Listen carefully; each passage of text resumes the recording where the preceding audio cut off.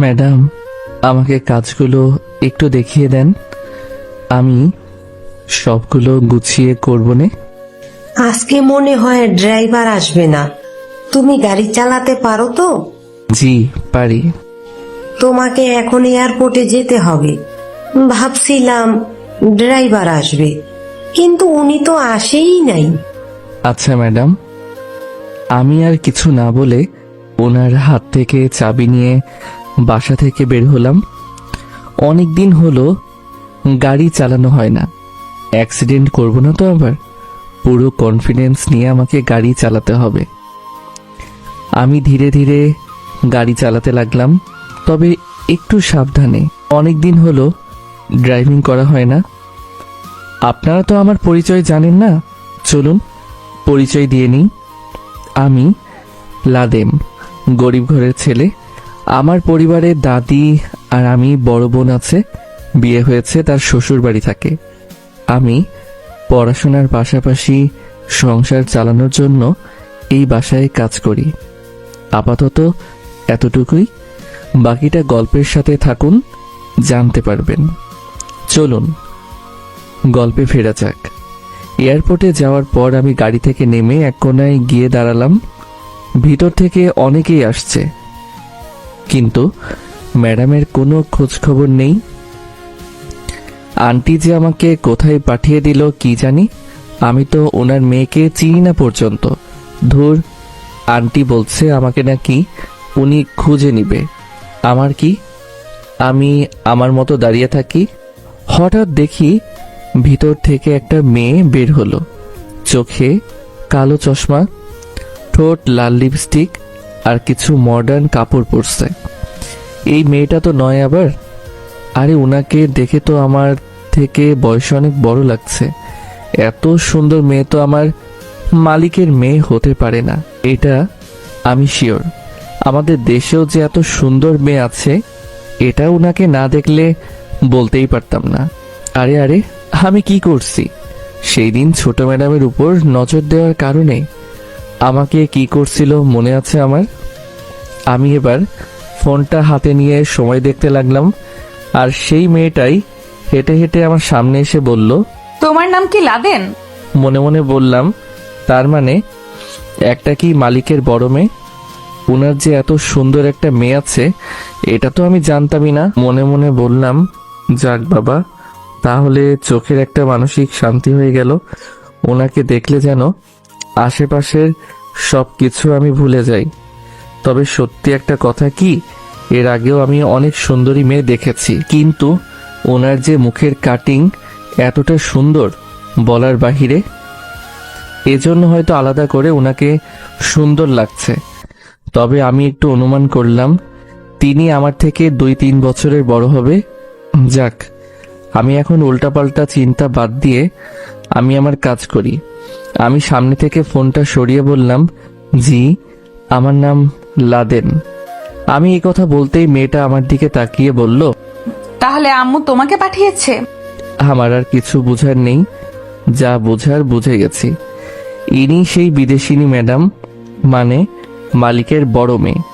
আমি তাড়াতাড়ি ওনার হাত ছেড়ে লাগেজ নিয়ে বললাম, আন্টিকে বলছি আমি যদি আপনাকে না চিনি, কিন্তু উনি বললেন আপনি নাকি আমাকে খুঁজে নিবেন। এজন্য আমি এখানে চুপচাপ দাঁড়িয়ে আছি। এখন চলেন ম্যাডাম। মেয়েটা চশমা খুলতে খুলতে সামনের দিকে হেঁটে যাচ্ছে আর আমাকে বলছে, তুমি কি কাজ করো আমাদের বাসায়? জি ম্যাডাম, একজন চাকরের যে কাজ হতে পারে সেই কাজ করি আমি। আমার কথা শুনে ম্যাডাম দাঁড়িয়ে বলল, এমন করে বললে কেন? নিজেকে কখনো ছোট মনে করবে না। এটা তো বলতে পারতে তুমি আমাদের বাসায় কাজের ছেলে। মানুষ তার পেটের খিদের জন্য যা ইচ্ছা তাই করতে পারে, এই জন্য সে খারাপ হয়ে যায় না, বুঝলে? নিজেকে কখনো ছোট মনে করবে না। আপনি অনেক ভালো ম্যাডাম, আপনার মনে কোনো অহংকার নেই। কেন, বড়লোক হলেই কি মানুষ অহংকারী হয়ে যায় নাকি? এমনটা নয় ম্যাডাম, কিন্তু বড় লোকেরা গরিব দেখতে পারে না। ওরা সবসময় চায় আমাদের কাটিয়ে ওরা বসে বসে খেতে। আর মাঝে মধ্যে তো টাকার কারণে ওরা আমাদের গায়ে পর্যন্ত হাত তোলে। তোমার সাথে তো কেউ আবার এমন করে নাই। কি যে বলেন ম্যাডাম, আপনার পরিবারের মানুষগুলো অনেক ভালো। আচ্ছা ম্যাডাম, আপনার নামটা কি জানা যাবে? অবশ্যই, কেন নয়। আমার নাম রিয়া চৌধুরী। খুব সুন্দর নাম ম্যাডাম। গাড়ির সামনে গিয়ে আমি গাড়ির দরজা খুলে দিয়ে বললাম, ম্যাডাম বসে পড়েন। আমার কথা না শুনে ম্যাডাম ড্রাইভারের সিটে গিয়ে বসে বলল, আমি আজকে গাড়ি ড্রাইভিং করব। অনেকদিন আগে গাড়ি চালানো শিখেছিলাম, কিন্তু আম্মুর কারণে কখনো গাড়ি চালানো হয়ে ওঠেনি। আজকে ড্রাইভার আসে নাই, ভালো হয়েছে। তুমি পেছনে বসে পড়ো। আমি ম্যাডামের সামনে হাত জোর করে অনুরোধ করে বললাম, ম্যাডাম আপনি প্লিজ আমার চাকরি খাবেন না। আপনি গাড়ি চালিয়েছেন শুনলে আন্টি আমাকে অনেক বকা দিবে। প্লিজ ম্যাডাম এমন করবেন না। রিয়া ম্যাডাম আমার কথা শুনে হেসে বলল, আরে আম্মু এসব জানবে না, আর তুমি এত চিন্তা করো কেন? বলেছি তো আমার কিচ্ছু হবে না। ম্যাডাম তাহলে আমি আপনার পাশে বসি, আপনার কিছু হয়ে গেলে আমি শেষ। রিয়া ম্যাডাম বলল, আচ্ছা ঠিক আছে, আর আমাকে একটু দেখিয়ে দিবে কেমন? আচ্ছা ঠিক আছে ম্যাডাম। রিয়া ম্যাডাম গিয়ে ড্রাইভারের সিটে বসলো। আমি ওনার পাশে বসলাম, তবে ওনার পাশে বসার কারণে বুকটা কেমন যেন ধুপধুপ করে কাঁপাকাঁপি করছে। রিয়া ম্যাডামের শরীর থেকে এতটা সুগন্ধি একটা ঘ্রাণ আসছে, যেটা এক প্রকার আমাকে মাতাল বানিয়ে দিচ্ছে। শুধু চোখ বন্ধ করে রিয়া ম্যাডামের পাশে বসে আছি। আসলেই সবাই যে এক হয় না, এটা হলো রিয়া ম্যাডামের প্রমাণ। তিনি কি সুন্দর করে আমার সাথে কথা বলছেন। তার মনের ভিতরে একটু অহংকার নেই। বড় লোকেরা বুঝি এমনই হয়, কিন্তু তার বোন তো একটা ডাইনি।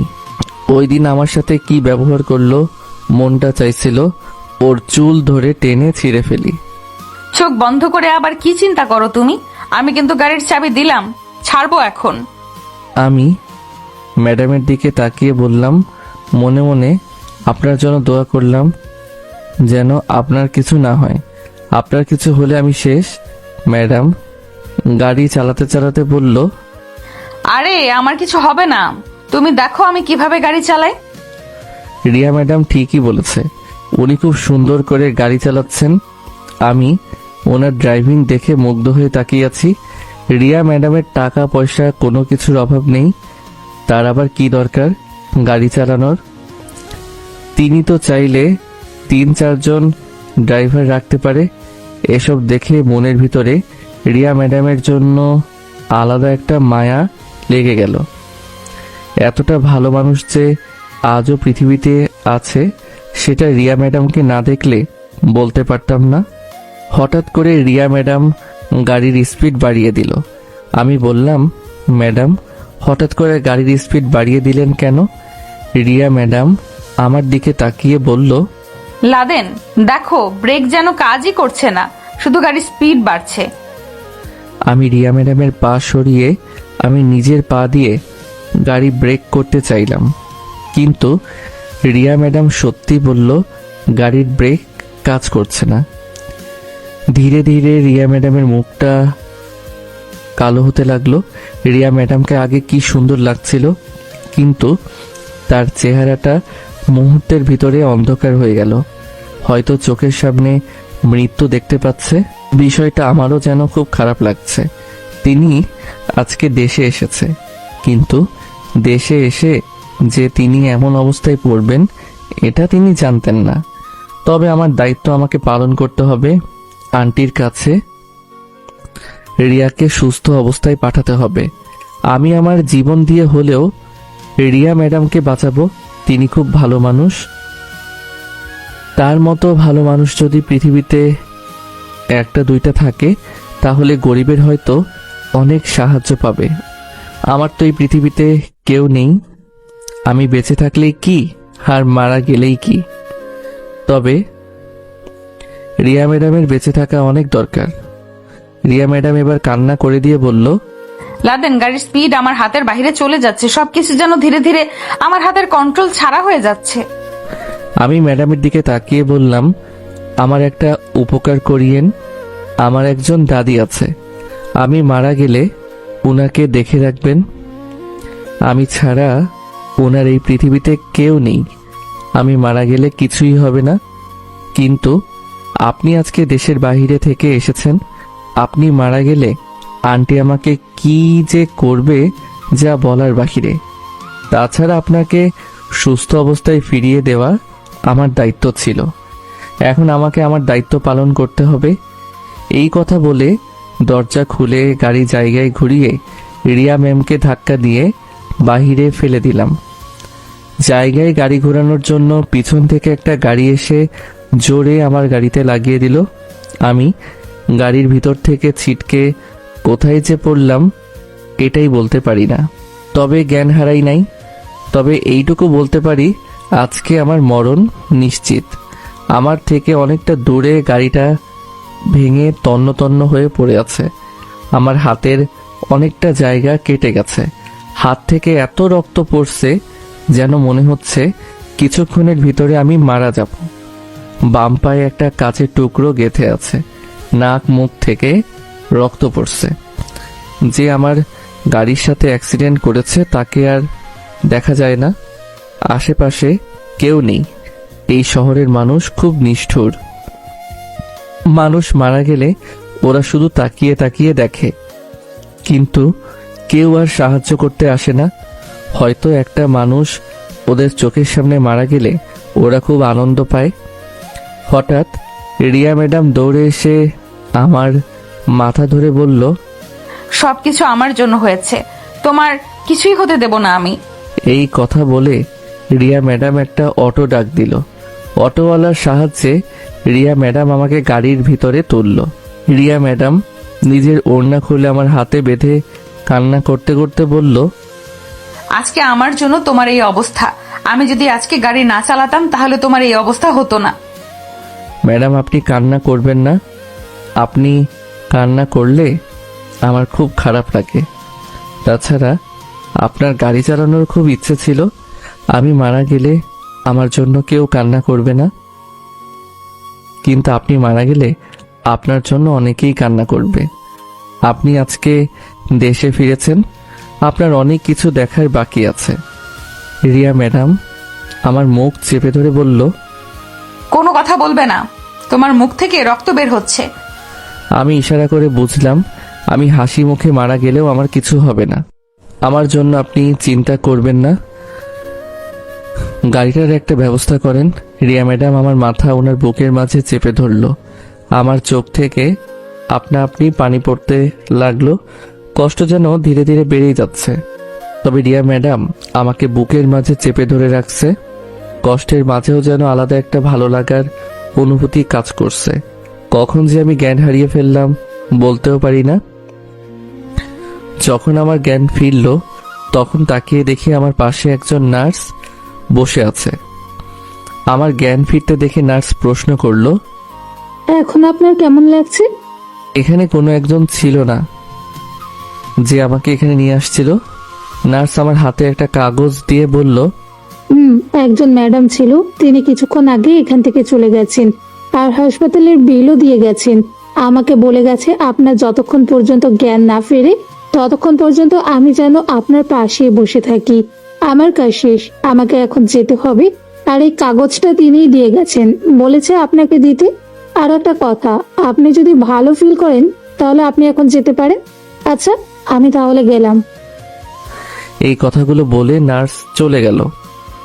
মনে মনে বললাম, ম্যাডামকে বাঁচানোর জন্য আমি নিজের জীবনটাও দিয়ে দিতে প্রস্তুত ছিলাম, কিন্তু তিনি আমাকে ফেলে চলে গেল কেন? আর এই কাগজে আবার কি লিখছে? খুব আগ্রহের সাথে কাগজটা বের করে পড়তে লাগলাম। প্রথমেই লিখছে, আমাকে মাফ করে দিও তুমি। তুমি হয়তো আমার আম্মুকে এখনো ভালো করে চেনোই নাই, কিন্তু আমি ওনাকে খুব ভালো করে চিনি। যদি আম্মু জানতে পারে আমি গাড়ি ড্রাইভিং করেছিলাম তাহলে তোমাকে আম্মু কি যে করবে এটা আমি জানি না। আমি ওনার খুব আদরের মেয়ে। দেখো যা হয়েছে সব আমি ঠিকঠাক করে দেব। এত দামের একটা গাড়ি নষ্ট হয়ে গেছে, আম্মু জানতে পারলে বলবে এটা সাধারণ চাকরের জন্য আমার এত টাকার একটা গাড়ি নষ্ট হয়ে গেল। তোমার কারণে আমি আমার আম্মুর কাছে বকা খেতে চাই না, জানি সব দোষ আমার। এরপরও আম্মু এসব জানতে পারলে তোমাকে অপমান করবে। আমি চাই তুমি আর চাকরিতে এসো না। দিন শেষে চিন্তা করে দেখলাম তুমি একটা গরিব ছেলে। থাক, তোমাকে আমি কিছু বলে অপমান করতে চাই না। আমার জীবন বাঁচানোর জন্য ধন্যবাদ, আর আমাদের বাসায় চাকরি করতে আসবে না, এটা আমার অনুরোধ। ভালো থাকবে। আমি কাগজের টুকরোটা পড়ে মনে মনে একটা মুচকি হাসি দিলাম। আসলেই মানুষ সত্যি বলে, কারো সাহায্য করতে নেই। আজকে যদি আমি রিয়া ম্যাডামকে সাহায্য না করতাম তাহলে তো তিনি আমার মনে হয় একেবারে জন্মের জন্য উপরে চলে যেত। কিন্তু এই উপকার করে আমি কি পেলাম? উপকারের প্রতিদান বুঝি এভাবে আমাকে দিল। নিজের গালে নিজেই জোরে একটা চট দিয়ে বললাম, তুই শালা মানুষ, তুই কেন পরের উপকার করতে যাস? মানুষের এত ভালো করিস দেখেই আজকে তোর এই অবস্থা। তোর বউ তোরে ছেড়ে চলে গেছে, তোর বাবা তোরে ছেড়ে চলে গেছে, কেউ নাই তো তোর পাশে। বোকা ছেলে সুমন, তোরে কতদিন সাহায্য করবে? একটা মানুষকে একবার হয়তো সাহায্য করে, বেশি হলে 2 বার, কিন্তু 3 বারের সময় তো বলবে, ধুর একে আর কত সাহায্য করব আমি, নিজে কিছু পারে না, শুধু আমার সাহায্য নিয়ে চলে। সত্যি আমি কি এতটাই বোকা? ম্যাডামকে ভিতর থেকে কতটা ভালো দেখছি আমি। কি সুন্দর আমার সাথে কথা বলছে। তাকে বাঁচানোর জন্য গাড়িটা হয়তো নষ্ট হয়েছে, আর আমি বোকা তো হাসপাতালে। তো শেষে কি হলো? মন চাইছে নিজের মাথার চুল নিজেই ছিঁড়ে ফেলি। কি খবর মিস্টার লাদেন সাহেব, ভালো আছেন আপনি? সামনে তাকিয়ে দেখি মারিয়া রুমে ঢুকতে ঢুকতে এই কথা বলল, আর মারিয়া রুমের দরজা বন্ধ করে আমার পাশে বসে বলল, ভালো আছো তো তুমি? তো তুমি এখানে কিভাবে এলে? এত তুতলিয়ে আর কথা বলতে হবে না। আমি কিভাবে এখানে এসেছি তোমার এটা জেনে কি লাভ? তুমি না জেলে ছিলে? আমরা তো তুমি আর সুমন মিলে আমাকে জেলে দিয়েছিলে, আমার মনে আছে তো। কিন্তু আমি জেল থেকে কিভাবে বেরিয়ে আসছি তাই বলবে তো নাকি? তাই। রাতে থানার ওসির সাথে এক রাত ছিলাম, আবার আমাকে উনি 50,000 টাকাও দিয়েছে, আবার ছেড়েও দিয়েছে। কি ভালো না বলো? এই কথা বলে মারিয়া হু হু করে হাসতে লাগলো। আমি ওকে প্রশ্ন করলাম, শরীর বিক্রি করে আর কতদিন খাবে? তোর কি সত্যি মনে হয় আমি আমার শরীর বিক্রি করে এসব করছি? আমি তো এসব করতে চাই নাই। তুই যদি আমাকে আবার ফিরিয়ে নিতি তাহলে আমি আর এমন করতাম না। আর থানার ওসির সাথে না থাকলে আমি তো জেলে পচে মরতাম। তুই তো আমার ছাড়িয়ে আনতি না। আমি এসব কথা শুনতে চাই না। এখন বলো এখানে কেন এসেছো, আর তুমি কিভাবে জানো আমি এখানে? আরে দেখ বোকা ছেলে কি বলে, আমি সকাল সকাল ওসির বাসা থেকে বের হয়ে তোর মতো কাউকে দেখলাম হাসপাতালে যেতে, আর দেখেই পিছু করে চলে আসলাম। এখন দেখি সত্যি সত্যি তুই। দেখো মারিয়া, আমার সাথে তোমার কোনো সম্পর্ক নেই। তাছাড়া আমি তোমাকে ডিভোর্স দিয়ে দিয়েছি। ডিভোর্স দিলেই বুঝি সব সম্পর্ক শেষ হয়ে যায়? দেখো আমাকে প্লিজ বিরক্ত করবে না। তুমি তোমার মতো এখান থেকে চলে যাও। এখানে আসছি কি চলে যাওয়ার জন্য? কি চাও তুমি? তোর সাথে মেয়েটা কে ছিল? উনি হলো আমার বাসার মালিকের মেয়ে। মেয়েটা তো খুব সুন্দর, কিন্তু তোর একা ফেলে চলে গেল কেন এটাই বুঝলাম না। আমি যেই ফোনটা হাতে নিব তখন মারিয়া আমার হাত থেকে ফোনটা নিয়ে বলল, তুই চাইলেও কাউকে কল দিতে পারবি না। আমি এই রুমটা আধা ঘন্টার জন্য ডাক্তারের কাছ থেকে বলে নিয়েছি, বিনিময়ে ডাক্তারকে 1 লাখ টাকা দিয়েছি। তো তোর কি মনে হয় টাকাগুলো আমি এমনি দিয়েছি?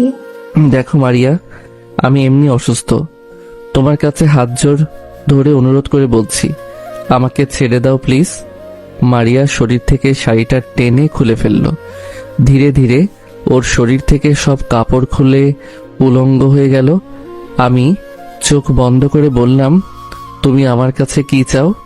তুই আমার দিকে তাকিয়ে কথা বল। আমি না তোর বিয়ে করা বউ। আগে বউ ছিলে, কিন্তু এখন তো আমি তোমাকে ডিভোর্স দিয়ে দিয়েছি। তুই আমার দিকে তাকিয়ে দেখে বলতো, আমার কাছে যা আছে অন্য মেয়ের কাছেও কি তাই আছে? হয়তো আমার শরীরে অনেক পুরুষ রয়েছে, তাই বলে কি আমার কিছু কমে গেছে? তুই বুঝিস না কেন আমি তোর জন্য সবকিছু করতে পারি? তুই আমাকে প্লিজ ফিরিয়ে নে। আগে আপনি কাপড় পরেন। মারিয়া আমার উপরে চেপে আমার ঠোঁট দখল করে নিল। কোনো মতে ওকে ছাড়িয়ে বললাম, আমার হাত থেকে রক্ত বের হচ্ছে, প্লিজ আমাকে আপনি ছেড়ে দিন। মারিয়া পাশ থেকে শাড়িটা নিয়ে কোনো মতে শরীরে পেঁচিয়ে বলল। এবার আমার দিকে তাকা। আমি মারিয়ার দিকে তাকিয়ে বললাম, আপনি প্লিজ আমার সামনে থেকে চলে যান। মারিয়া আমার ঠোঁটে আলতো ছোঁয়া দিয়ে বলল, জানিস আমি জীবনে অনেক বড় ভুল করেছি তোর মতো ভালো একটা ছেলেকে হাতছাড়া করে। ভাবছিলাম তোর আড়ালে তোর বাবার সাথে পরক্রিয়া করব, কিন্তু তোর বন্ধুর জন্য সেটাও পারলাম না। আবার তোর বাবারও আমাকে একা রেখে চলে গেছে। আমি আপনার এসব কথা শুনতে চাই না, আপনি আপনার রাস্তা দেখেন। তোর মনটা অনেক ভালো জানিস। আমার খুব কষ্ট হচ্ছে, প্লিজ ডাক্তার ডেকে দিবেন, আমার হাত থেকে রক্ত বের হচ্ছে। তোরে দেখে আমার অনেক মায়া হয় রে।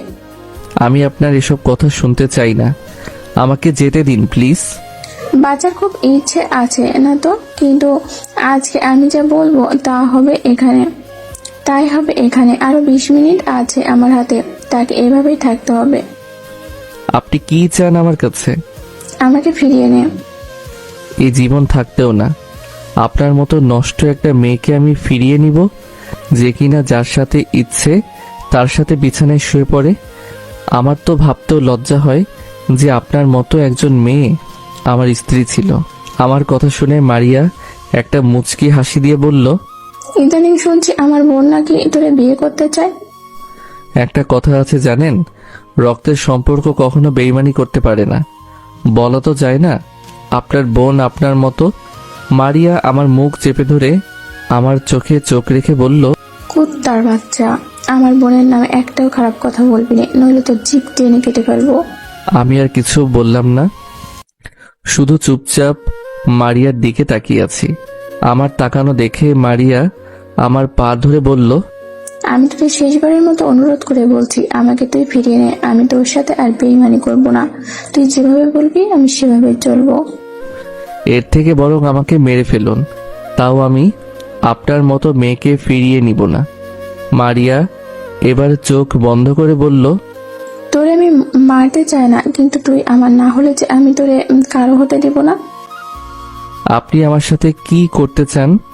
আগে সবসময় আমাকে মারিয়া বলতি, আবার মাঝে মাঝে আদর করে বউজান বলতি, আর এখন আপনি শেষবারের মতো আমাকে একবার বউ ডাকবি। তোর মুখে থেকে বউ ডাক শোনার খুব ইচ্ছে করছে আমার। মানে তুমি এখন কি করতে চাও? ভয় এখন আপনি এ থেকে তুমিতে চলে আসলি। সে যাই হোক, আমাকে একবার বউ বল। জীবন থাকতেও না। মারিয়া পিস্তল বের করে বলল, আজকে তো সেই দিন, এটা তুই জানিস। মারিয়ার হাতে পিস্তল দেখে তো আমার চোখ কপালে উঠে গেল। এই মেয়ে এটা আবার কোথায় পেল? মারিয়া আমার দিকে তাকিয়ে বলল, এটা কোথা থেকে এনেছিস তাই তো বলবি। এই পিস্তল দিয়ে মারলে আমার কোনো অপরাধ থাকবে না। এটা হলো থানার ওসির পিস্তল, ওনার কাছ থেকে কিছুক্ষণের জন্য এনেছি। কিছু পেতে হলে তো কিছু দিতে হয়, এই কথাটা তো জানিস তুই। আমাকে মেরে তোমার কি লাভ আছে? মারিয়া আমার কপালে পিস্তল ঠেকিয়ে আমার ঠোঁটগুলো আবার আঁকড়ে ধরে অনেকক্ষণ পর ছেড়ে দিয়ে বলল, অনেক ভালোবাসি রে তোরে, কিন্তু তুই বুঝলি না। আমি একটু আশেপাশে তাকিয়ে দেখার চেষ্টা করছি এখানে কেউ আছে নাকি, কিন্তু আশেপাশে কেউ নেই, বরং আমি আর মারিয়া ছাড়া। তবে জানালার পাশে অন্য রুমে আপুর মতো কাউকে দেখালাম দাঁড়িয়ে আছে। মারিয়া আমার মুখটা ধরে ও আমার দিকে তাকিয়ে বলল, আশেপাশে তাকিয়ে দেখলে আর কি হবে, তোরে আজকে কেউ আর বাঁচাতে এখানে আসবে না। তোর হাতে দুইটা রাস্তা, আমাকে বিয়ে কর নইলে মর। আমি পিস্তলটা আমার মাথায় ধরে বললাম, এর থেকে বরং আমাকে মেরেই ফেলো, তাহলে আমি শান্তিতে থাকতে পারবো। মারিয়া আমার চোখের দিকে তাকিয়ে কান্না করে দিয়ে বলল, মাফ করে দিস আমাকে। আমি তোর ভালোবাসা না বুঝে নিজেকে কষ্ট নিজেকে নষ্ট করে দিয়েছে। আমি এখন আমার চোখের সামনে নিজের মৃত্যু দেখতে পাচ্ছি, কিন্তু এত সহজে আমি মরতে চাই না। জানালার দিকে তাকিয়ে বললাম, আপু আমাকে বাঁচা প্লিজ, আমি বাঁচতে চাই। আমার কথা শুনে জানালার ওপাশ থেকে তাহলে অবশ্যই আমাকে বাঁচতে আসবে। মারিয়া তো বলল, তোর তো সাহস কম না, দেখ তোরে এখন কেমন শাস্তি দিয়ে। মারিয়া এই কথা বলেই মারিয়া আমার হাতের মাঝে একটা গুলি করে দিল। আমি জোরে চিৎকার দিয়ে বললাম, মাগো। আর জানালার ওপাশে আমার আপুই ছিল। আপুর চোখে আমার চোখ পড়তেই আপু জোরে চিৎকার দিয়ে বলল, লাদেন, আমি থাকতে তোর কিছুই হতে দেব না। মারিয়া তো এই কথা শুনে দৌড়ে দরজা খুলে বের হয়ে গেল। মারিয়া যেতেই আপু তাড়াতাড়ি আমার কাছে এসে বলল, ভাই তোরে কে এই অবস্থা করছে? আমাকে শুধু একবার বল, আমি ওকে ছাড়বো না। আমি অনেক কষ্টে আপুকে বললাম, আপু আমার হাতে গুলি লেগেছে, ওটা আগে বের করো, আমার খুব কষ্ট হচ্ছে। আপু বলল, তুই 1 মিনিট চোখ খুলে রাখ, আমি ডাক্তারকে এখানে নিয়ে আসছি। এই কথা বলে আপু চলে গেল। কিছুক্ষণ পর আপু অনেকগুলো ডাক্তারের সাথে ভিতরে ঢুকে কান্না করতে করতে বলল, আপনাদের যত টাকার দরকার হয় নেন, তবে আমার ছোট ভাইয়ের যেন কিছুই না হয়। ডাক্তাররা আপুকে বের করে দিয়ে বলল, আপনি চিন্তা করবেন না, আমরা দেখছি। আমি শুধু তাকিয়ে দেখছি ডাক্তাররা সবাই মিলে আমার কি করছে। কিছুক্ষণ পর ডাক্তার আমার দিকে তাকিয়ে বলল, এখন আপনি বিপদমুক্ত, কিন্তু আমাদের হাসপাতালে কে আপনাকে গুলি করলো? আমি শুধু জবাব দিলাম যে আমি দেখি নাই। আমি সবকিছু ইচ্ছে করলে বলতে পারতাম, কিন্তু আমার কারণে কারো চাকরি চলে যাক এটা আমি চাই না। সবাই বের হয়ে যাওয়ার পর আপু কেবিনে ঢুকলো। আপু আমার গালে ঠাস ঠাস করে 2টা চড় দিয়ে বলল, তোরে কত করে বলছি নিজের খেয়াল রাখবি, আজকে যদি তোর কিছু হয়ে যেত। আপু কান্না করতে করতে আমাকে জড়িয়ে ধরলো। আচ্ছা আপু, তুই এখানে কি করিস? আপু আমাকে ছেড়ে আমার দিকে তাকিয়ে বলল, মেয়েটাকে। প্লিজ আপু, এটা জানতে চাইবি না? তোরে বলছি মেয়েটাকে, তাড়াতাড়ি বল। আপু ধমক দিয়ে বলল, তোরে আমি কি বলতে বলছি, বলবি না কি? মারিয়া এসেছিল আমাকে মারতে। ও আমাকে 2টা অফার দিয়েছিল, হয়তো ওকে ফিরিয়ে নিতে হবে, নইলে আমাকে মরতে হবে। ওকে তো আমি ছাড়বো না। তোরে মারতে এখান পর্যন্ত চলে আসছে, কিন্তু তোর হাতে পায়ে আবার কপালে এসব কিসের আঘাতের চিহ্ন? উপকারে ঘাড়ে লাথি কথাটা আছে না আপু, ওইটার সাজা ভোগ করছি আমি। কে তোর এই অবস্থা করছে যার কারণে তুই হাসপাতালে? মালিকের মেয়েকে বাঁচাতে গিয়ে এই অবস্থা হয়েছে, কিন্তু শেষে আমার চাকরি চলে গেল। আমার কারণে নাকি ওদের গাড়ি নষ্ট হয়ে গেছে। বিশ্বাস করো আপু, তখন আমি না থাকলে মেয়েটা মারা যেত। আপু কিছু বলছে না, চুপচাপ আমার দিকে তাকিয়ে আছে। আপু, তুই আমার দিকে এভাবে তাকিয়ে আছিস কেন? নিজেকে না খুব পরিবর্তন করবি বলেছিলি, কই কিছুই তো হলো না। তোরা আমি কতবার বলছি তোর কারোর কোনো বিপদ আপদে যেতে হবে না, কিন্তু আমার কথা তো শুনিস নাই। আজকে যদি তোর কিছু হতো? বলে তো ভালোই হতো, আম্মুর কাছে চলে যেতাম। তুই এখানে পড়ে মর, আমি গেলাম। আমি আপুর হাত ধরে বললাম, আমাকে একা ফেলে চলে যাবি? আপু কান্না করতে করতে বলল, তুই কেন বুঝিস না নিজেকে? আজকে যদি আমি হাসপাতালে রোগী দেখতে না আসতাম তাহলে তোর কি হতো? আর এখানে গার্ড থাকার পরেও কিভাবে ও পিস্তল নিয়ে এখানে আসে? আমি তো ছাড়বো না। বাদ দে আপু। তুই কিভাবে ভালো হবি আমার এটা জানা আছে, চল আমার সাথে। কোথায়? কোনো কথা বলবি না, তোর কথা চিন্তা করতে করতে আমি ঠিকঠাক খেতে পর্যন্ত পারি না। বাবা মা হারা একটা ছেলে কখন কি করে, আর তুই পরের উপকার করে বেড়াস। অনেক হয়েছে আন্না, এখন আমার সাথে চল। আপু দাদিকে? সেটা তোর বলতে না, আমি দেখছি কি করা যায়। আর ওই শালিরে পেলে তো আমি ছাড়বো না। আমার ভাইকে মারতে এখানে আসে। আপু 2জন নার্সের সাহায্যে আমাকে গাড়িতে তুললো। শেষে আমাকে একটা নতুন বাসায় নিয়ে গেল। এখানে তেমন কাউকে দেখতে পাচ্ছি না। বাসার ভিতরে গিয়ে দেখি একজন মহিলা দাঁড়িয়ে আছে। আপনি গিয়ে বাসাটা একটু ভালো করে পরিষ্কার করে নিন, ঠিক আছে? আপু বলল, মহিলাটা আপুর কথা শুনে ভিতরে চলে গেল। এবার আপু আমার দিকে তাকিয়ে বলল, এই এখানে বস। আমি আপুর কথা শুনে আস্তে করে সোফায় গিয়ে বসলাম। এটা আমার নতুন বাসা। বাসাটা অনেক সুন্দর আপু। তোর দুলাভাই এটা আমার জন্মদিনে গিফট করেছে। ভালোই হয়েছে, তবে সত্যি কথা কি জানিস, তুই তোর পথ দেখে অনেক ভালো করছত। দুলাভাই সত্যিই অনেক ভালো। এমন একজন স্বামী পাওয়া ভাগ্যের বিষয়। তবে আজকে থেকে তুই এখানেই থাকবি। শরীরটা একটু সুস্থ হওয়ার পর চলে যাব। এটা তোর বোনের বাসা, মানে আজ থেকে তোর। মাফ করো আপু, আমি তোর বাসায় থাকতে পারবো না। আপু আমার দিকে অসহায় দৃষ্টিতে তাকিয়ে বলল, আমাকে তুই পর করে দিলি। দেখ আপু, আমি এমনটা বলতে চাইছি না। তোর সংসার আছে, আবার দুলাভাই তোরে একটা গিফট দিয়েছে। আমার জন্য তুই আর কত করবি বল। আপু আমাকে জড়িয়ে ধরে বলল, তুই ছাড়া আমার এই পৃথিবীতে কি আছে বল। তুই ছাড়া আমি কাকে ভাইয়া বলে ডাকবো বল। আমার মেয়ে কাকে মামা বলে ডাকবে বল। আমি তোরে হারাতে চাই না ভাই, তুই আর পাগলামো করিস না। তোরে হারিয়ে আমি থাকতে পারবো না। একে একে বাবা মা সবাই চলে গেল, তুই ছাড়া আমার এই পৃথিবীতে কেউ নেই ভাই। প্লিজ আমার কথা শোন। আমি আপুর মাথায় হাত দিয়ে বললাম, তুই কান্না করবি না প্লিজ, তুই যা বলবি আমি তাই করব। আপু এবার ওর চোখের পানি মুছে বলল, এই তো বুঝলি, এখন গিয়ে শুয়ে থাক। আমার আবার বাসায় যেতে হবে, নইলে তোর দুলাভাই বকা দিবে। একজন নার্স থাকবে এখানে, যদি কোনো দরকার হয় তুই তাকে বলবি। আর খাবার তৈরি করার জন্য একজন বুয়া আছে, বিকালে আমি আর তোর দুলাভাই মিলে আসবনি। আপু দাদিকে? দাদি কি শুধু তোর একার? উনি কি আমার দাদি হন না বল। তুই কোনো চিন্তা করিস না, আমি সবকিছু দেখে নেব।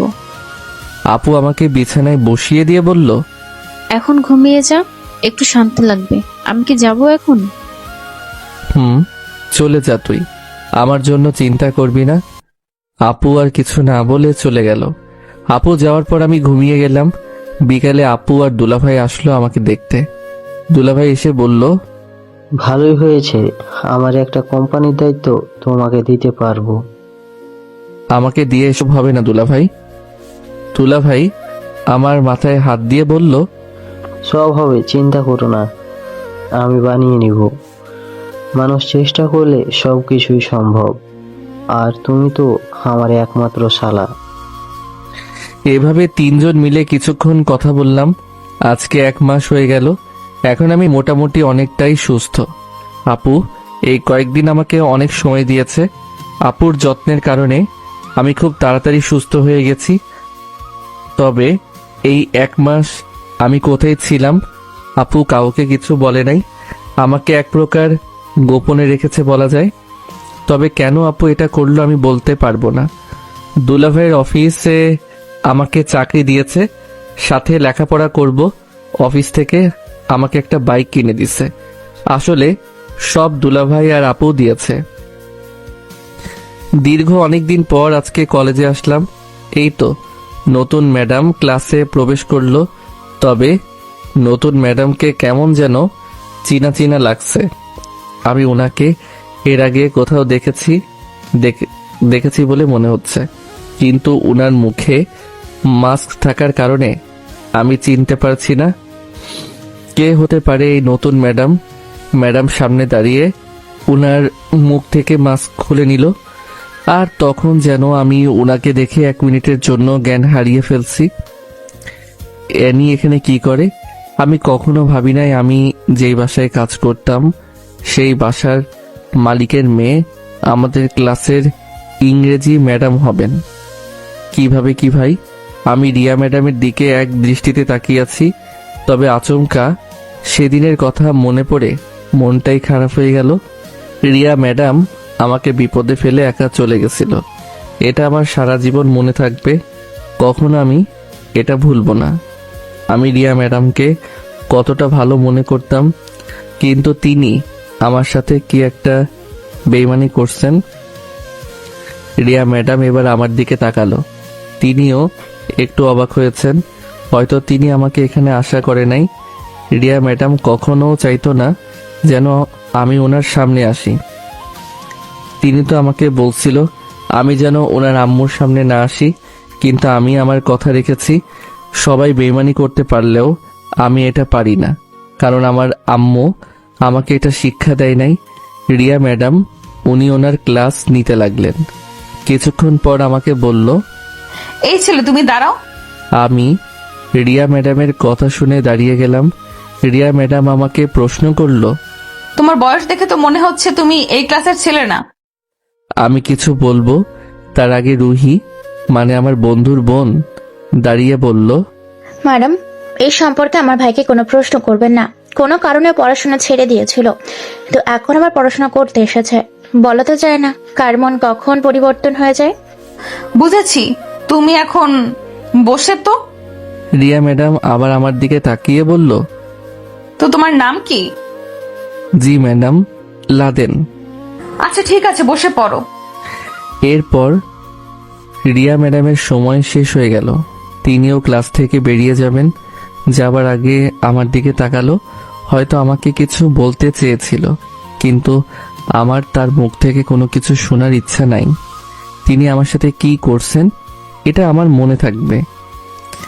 ক্লাস থেকে বের হতেই রুহি বলল, ভাইয়া চল ক্যান্টিনে যাই, খুব খিদে পেয়েছে। রেস্টুরেন্টে চল, পেট ভরে খাইয়ে আসবি।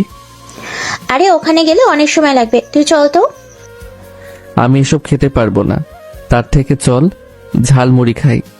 বাহিরের খাবার খাওয়া ভালো না। বন্যা বলল, চল নাদেন, খারাপ আইডিয়া দেয় নাই। বন্যার হলো রুহির বান্ধবী।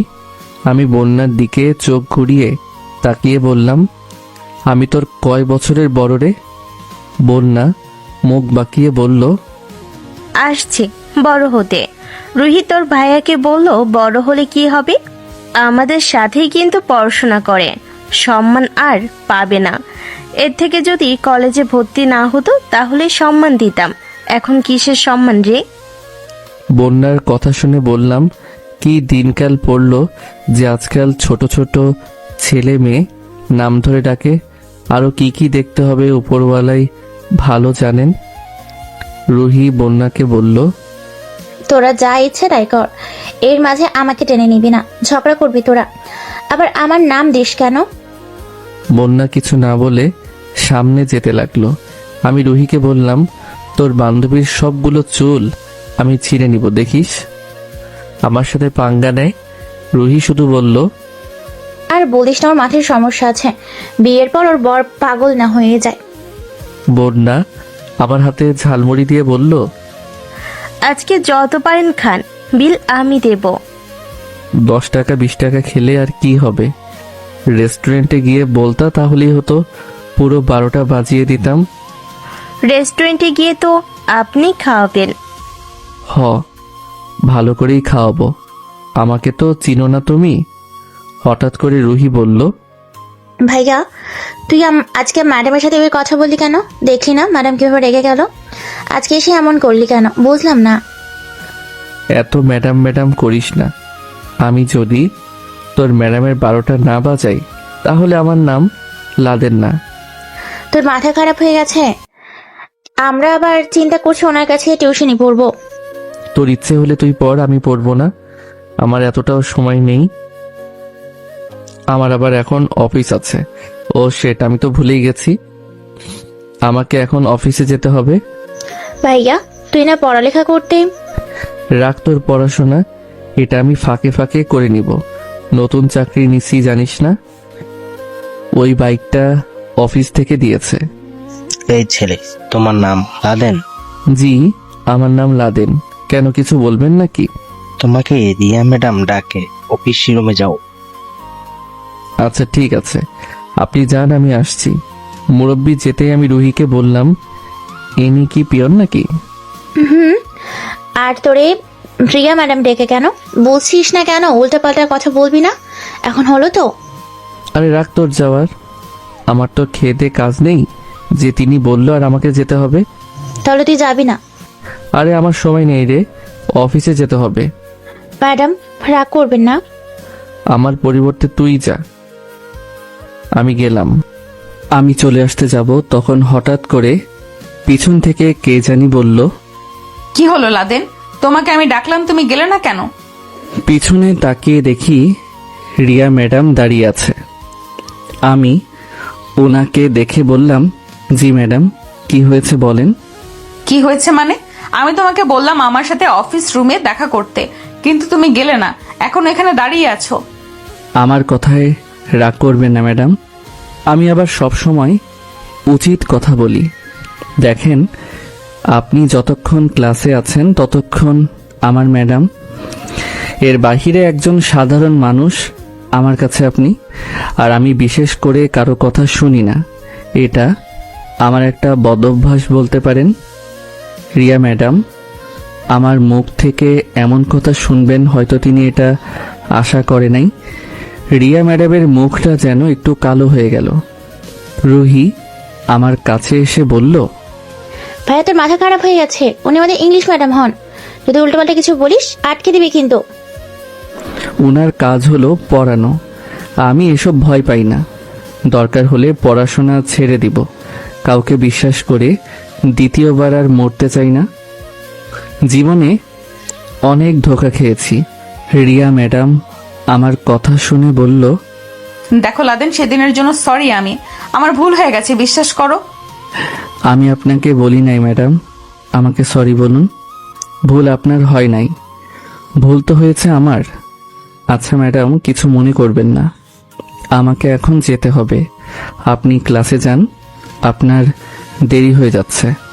এই কথা বলে আমি আমার বাইকের কাছে যেতে লাগলাম। বাইকের উপর বসে যেই চাবি বের করলাম, আর তখন আমার হাত থেকে টপ করে রিয়া ম্যাডাম চাবিটা নিয়ে নিল। আমি রিয়া ম্যাডামের দিকে তাকিয়ে বললাম, ম্যাডাম চাবি নিলেন কেন? রিয়া ম্যাডাম একটা হাসি দিয়ে বলল, আমার এখন একটা ক্লাস আছে, তুমি কিছুক্ষণ অপেক্ষা করো, আমি ক্লাস শেষ করেই বের হয়ে যাব। তোমার সাথে আমার কিছু দরকারি কথা আছে, আর বাইকের চাবি তোমার কাছে দিলে তো তুমি চলে যাবে, এটার জন্য এটা দিয়ে নিলাম। একটু অপেক্ষা করো কেমন, আমি ক্লাস শেষ করেই বের হয়ে যাব। এই কথা বলে রিয়া ম্যাডাম দেখতে দেখতে চোখের সামনে থেকে চলে গেল। আমি বাইক থেকে নেমে বন্যার পাশে দাঁড়িয়ে বললাম, রুহি কোথায় গেছে? বন্যা আমাকে বলল, পানি আনতে গেছে। কেন, আপনি নাকি চলে যান? চলে যাব তো বলছিলাম, কিন্তু আমাকে আটকে দিল। কে আটকে দিল ভাইয়া? রুহির হাত থেকে পানিটা নিয়ে খেতে খেতে বললাম, তোর ইংরেজি ম্যাডাম, মনটা চাইছিল দুই গালে দুইটা থাপ্পড় দেই, কিন্তু সম্মানের জন্য পারি নাই। উনি আবার আমাদের ইংরেজি ম্যাডাম হন। ম্যাডাম তোরে চিনে কিভাবে রে ভাইয়া? আমার কারণে তোর ম্যাডাম আজকে এই কলেজ পর্যন্ত এসেছে, নইলে এতদিন তিনি আমার জায়গায় হাসপাতালে থাকতো। বুঝলাম না ভাইয়া। আমি যেই বাসায় কাজ করতাম সেই বাসার মালিকের মেয়ে তিনি, আর তাকে বাঁচাতে গিয়ে আমি হাসপাতালে ছিলাম। সবকিছু একটু পরিষ্কার করে বল। যেইটুকু শুনলি এখানেই থাক, আর শোনা লাগবে না। তাহলে তুমি থাকো, রুহি চল আমরা চলে যাই, আজকে আর ক্লাস করব না। রুহি বোন আমার, আমাকে একা ফেলে চলে যাবি? রুহি আমার দিকে তাকিয়ে বলল, কে ভাই আপনি, আমাকে বোন বলছেন? রুহি আমার সাথে বেইমানি করলি? রুহি দাঁত কেলিয়ে বলল, মাঝে মাঝে একটু করতেই হয়। এখন আমরা গেলাম, তুই একা একা দাঁড়িয়ে থাক। খুব তো বড় গলায় বলেছিলে আপনি ক্লাসের ভিতরে আমার ম্যাডাম হন, আর ক্লাসের বাইরে সাধারণ মানুষ। এখন ঠেলা বুঝ, অপেক্ষা করতে থাক। আজকে তোমাকে জায়গা মতো আটকে দিয়েছে ম্যাডাম। আমি শুধু একবার বাসায় যাই, তোর খবর আছে রুহি, মনে রাখিস।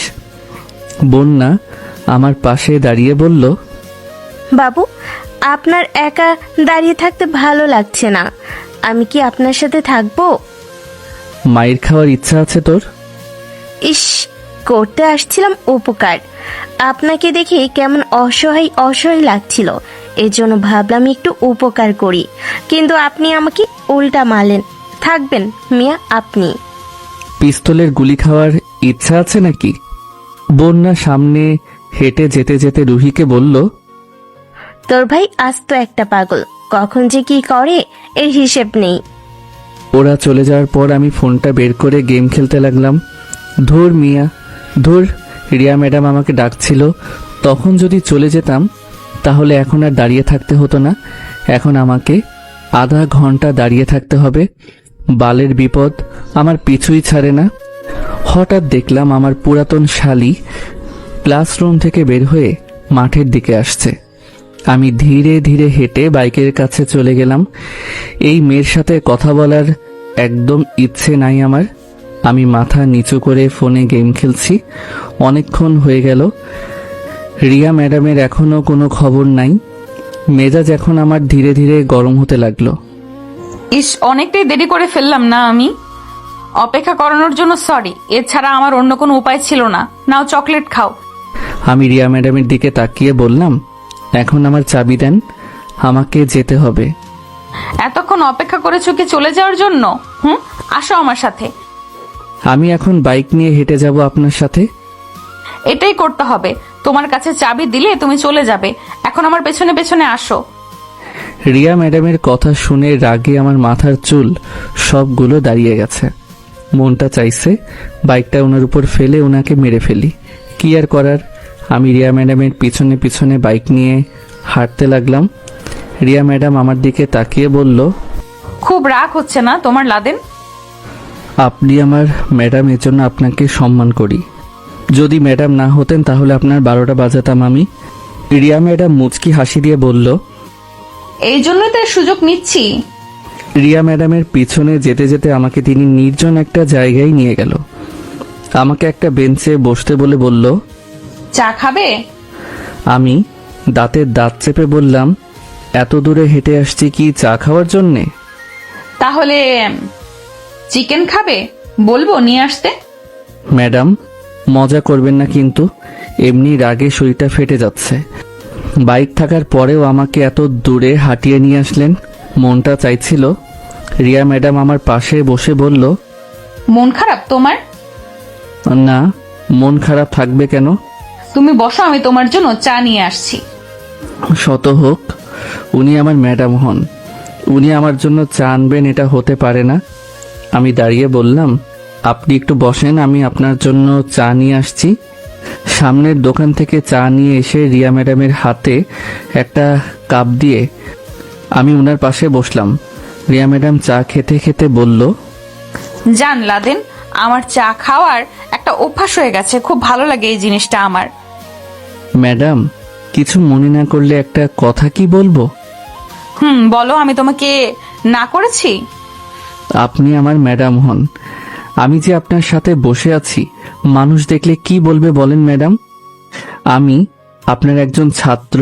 রিয়া ম্যাডাম হাসি দিয়ে বলল, কে কি বলবে তা দেখে আমি কি করব? আজকে আমি তোমার জন্য বেঁচে আছি। আমি মন খারাপ করে বললাম, ম্যাডাম, আরেকটা কথা জিজ্ঞেস করব? তুমি কি বলবে এটা আমি ভালো করেই জানি। এটাই তো বলবে যে আমি কেন সেই দিন তোমাকে একা রেখে চলে গেছি? ম্যাডাম, আমি শুধু এটাই জানতে চাইবো, আমাকে সেদিন কেন একা রেখে চলে গেছিলেন? আমি তোমাকে একা ফেলে চলে আসতে চাই নাই। কি করব বলো? আম্মু শুধু ফোনের উপর ফোন দিচ্ছিল আমি যেন তাড়াতাড়ি বাসায় যাই। আর আম্মু যদি জানতো আমি গাড়ি ড্রাইভিং করছিলাম, আমাকে তো শুধু শাসন করতো। কিন্তু তুমি আমাকে ড্রাইভিং করতে দিয়েছো জানলে তোমাকে আম্মু ছাড়তো না। এতদিন পর আমি বাহির থেকে এসেছি। তোমার কারণে যদি আমার কিছু হতো তোমাকে উনি ছাড়তো না। এই জন্য তোমাকে চাকরিতে আসতে না করলাম। আমি জানি আমার এটা করা উচিত হয় নাই। আর তোমার জ্ঞান অনেক দেরিতে ফিরেছিল বলে তোমাকে সেদিন একা ফেলে চলে আসতে হলো। সরি, আমাকে মাফ করে দাও। আজকে তুমি না থাকলে আমি হয়তো বেঁচে থাকতে পারতাম না। থাক ম্যাডাম, আর সরি বলতে হবে না। যা হয়েছে তো হয়েই গেছে। তবে গাড়ির কথা আন্টি জানতে চাই নাই। আমি বলছি চাকা একটা ফেটে গেছে, এই জন্য গাড়ি ঠিক করতে রেখে আসছি। পরে আর আম্মু কিছু জিজ্ঞেস করে নাই। তোমার কথা একবার বলছিল, আমি বলছি জানি না তুমি কোথায়। আপনি জানেন, আপনি চলে যাওয়ার পর আমার জ্ঞান ফিরতেই আমার এক্স বউ আমাকে মারতে এসেছিল। রিয়া ম্যাডাম অবাক হয়ে আমার দিকে তাকিয়ে বলল, তোমার বউ আছে আর তোমাকে দেখে তো একদম বিবাহিত মনে হচ্ছে না। আমি মন খারাপ করে বললাম, আমি মানুষের ভালো চাই ম্যাডাম, সবসময় সবার উপকার করি, কিন্তু শেষে আমি সাজা পাই। পরিবারের জন্য এত কিছু করলাম, কিন্তু শেষে আমি কি পেলাম? কি হয়েছিল বলা যাবে আমাকে? বললে আর কি হবে ম্যাডাম? কষ্টগুলো আবার মনে হবে। আমাকে বলো, বললে হয়তো তোমার কষ্টটা একটু কমবে। আমি রিয়া ম্যাডামকে সবকিছু ধীরে ধীরে বললাম। সব বলে চোখের পানি মুছে বললাম, আমি খুব খারাপ একটা ছেলে, জানেন ম্যাডাম। কে বললো তুমি খুব খারাপ ছেলে? তোমার মতো ছেলে একটাও খুঁজে পাওয়া যাবে কিনা এটাই তো ভাগ্যের ব্যাপার। যে তার বউকে বিশ্বাস করে একটু ছুঁয়েও পর্যন্ত দেখে নাই, আজকে সে।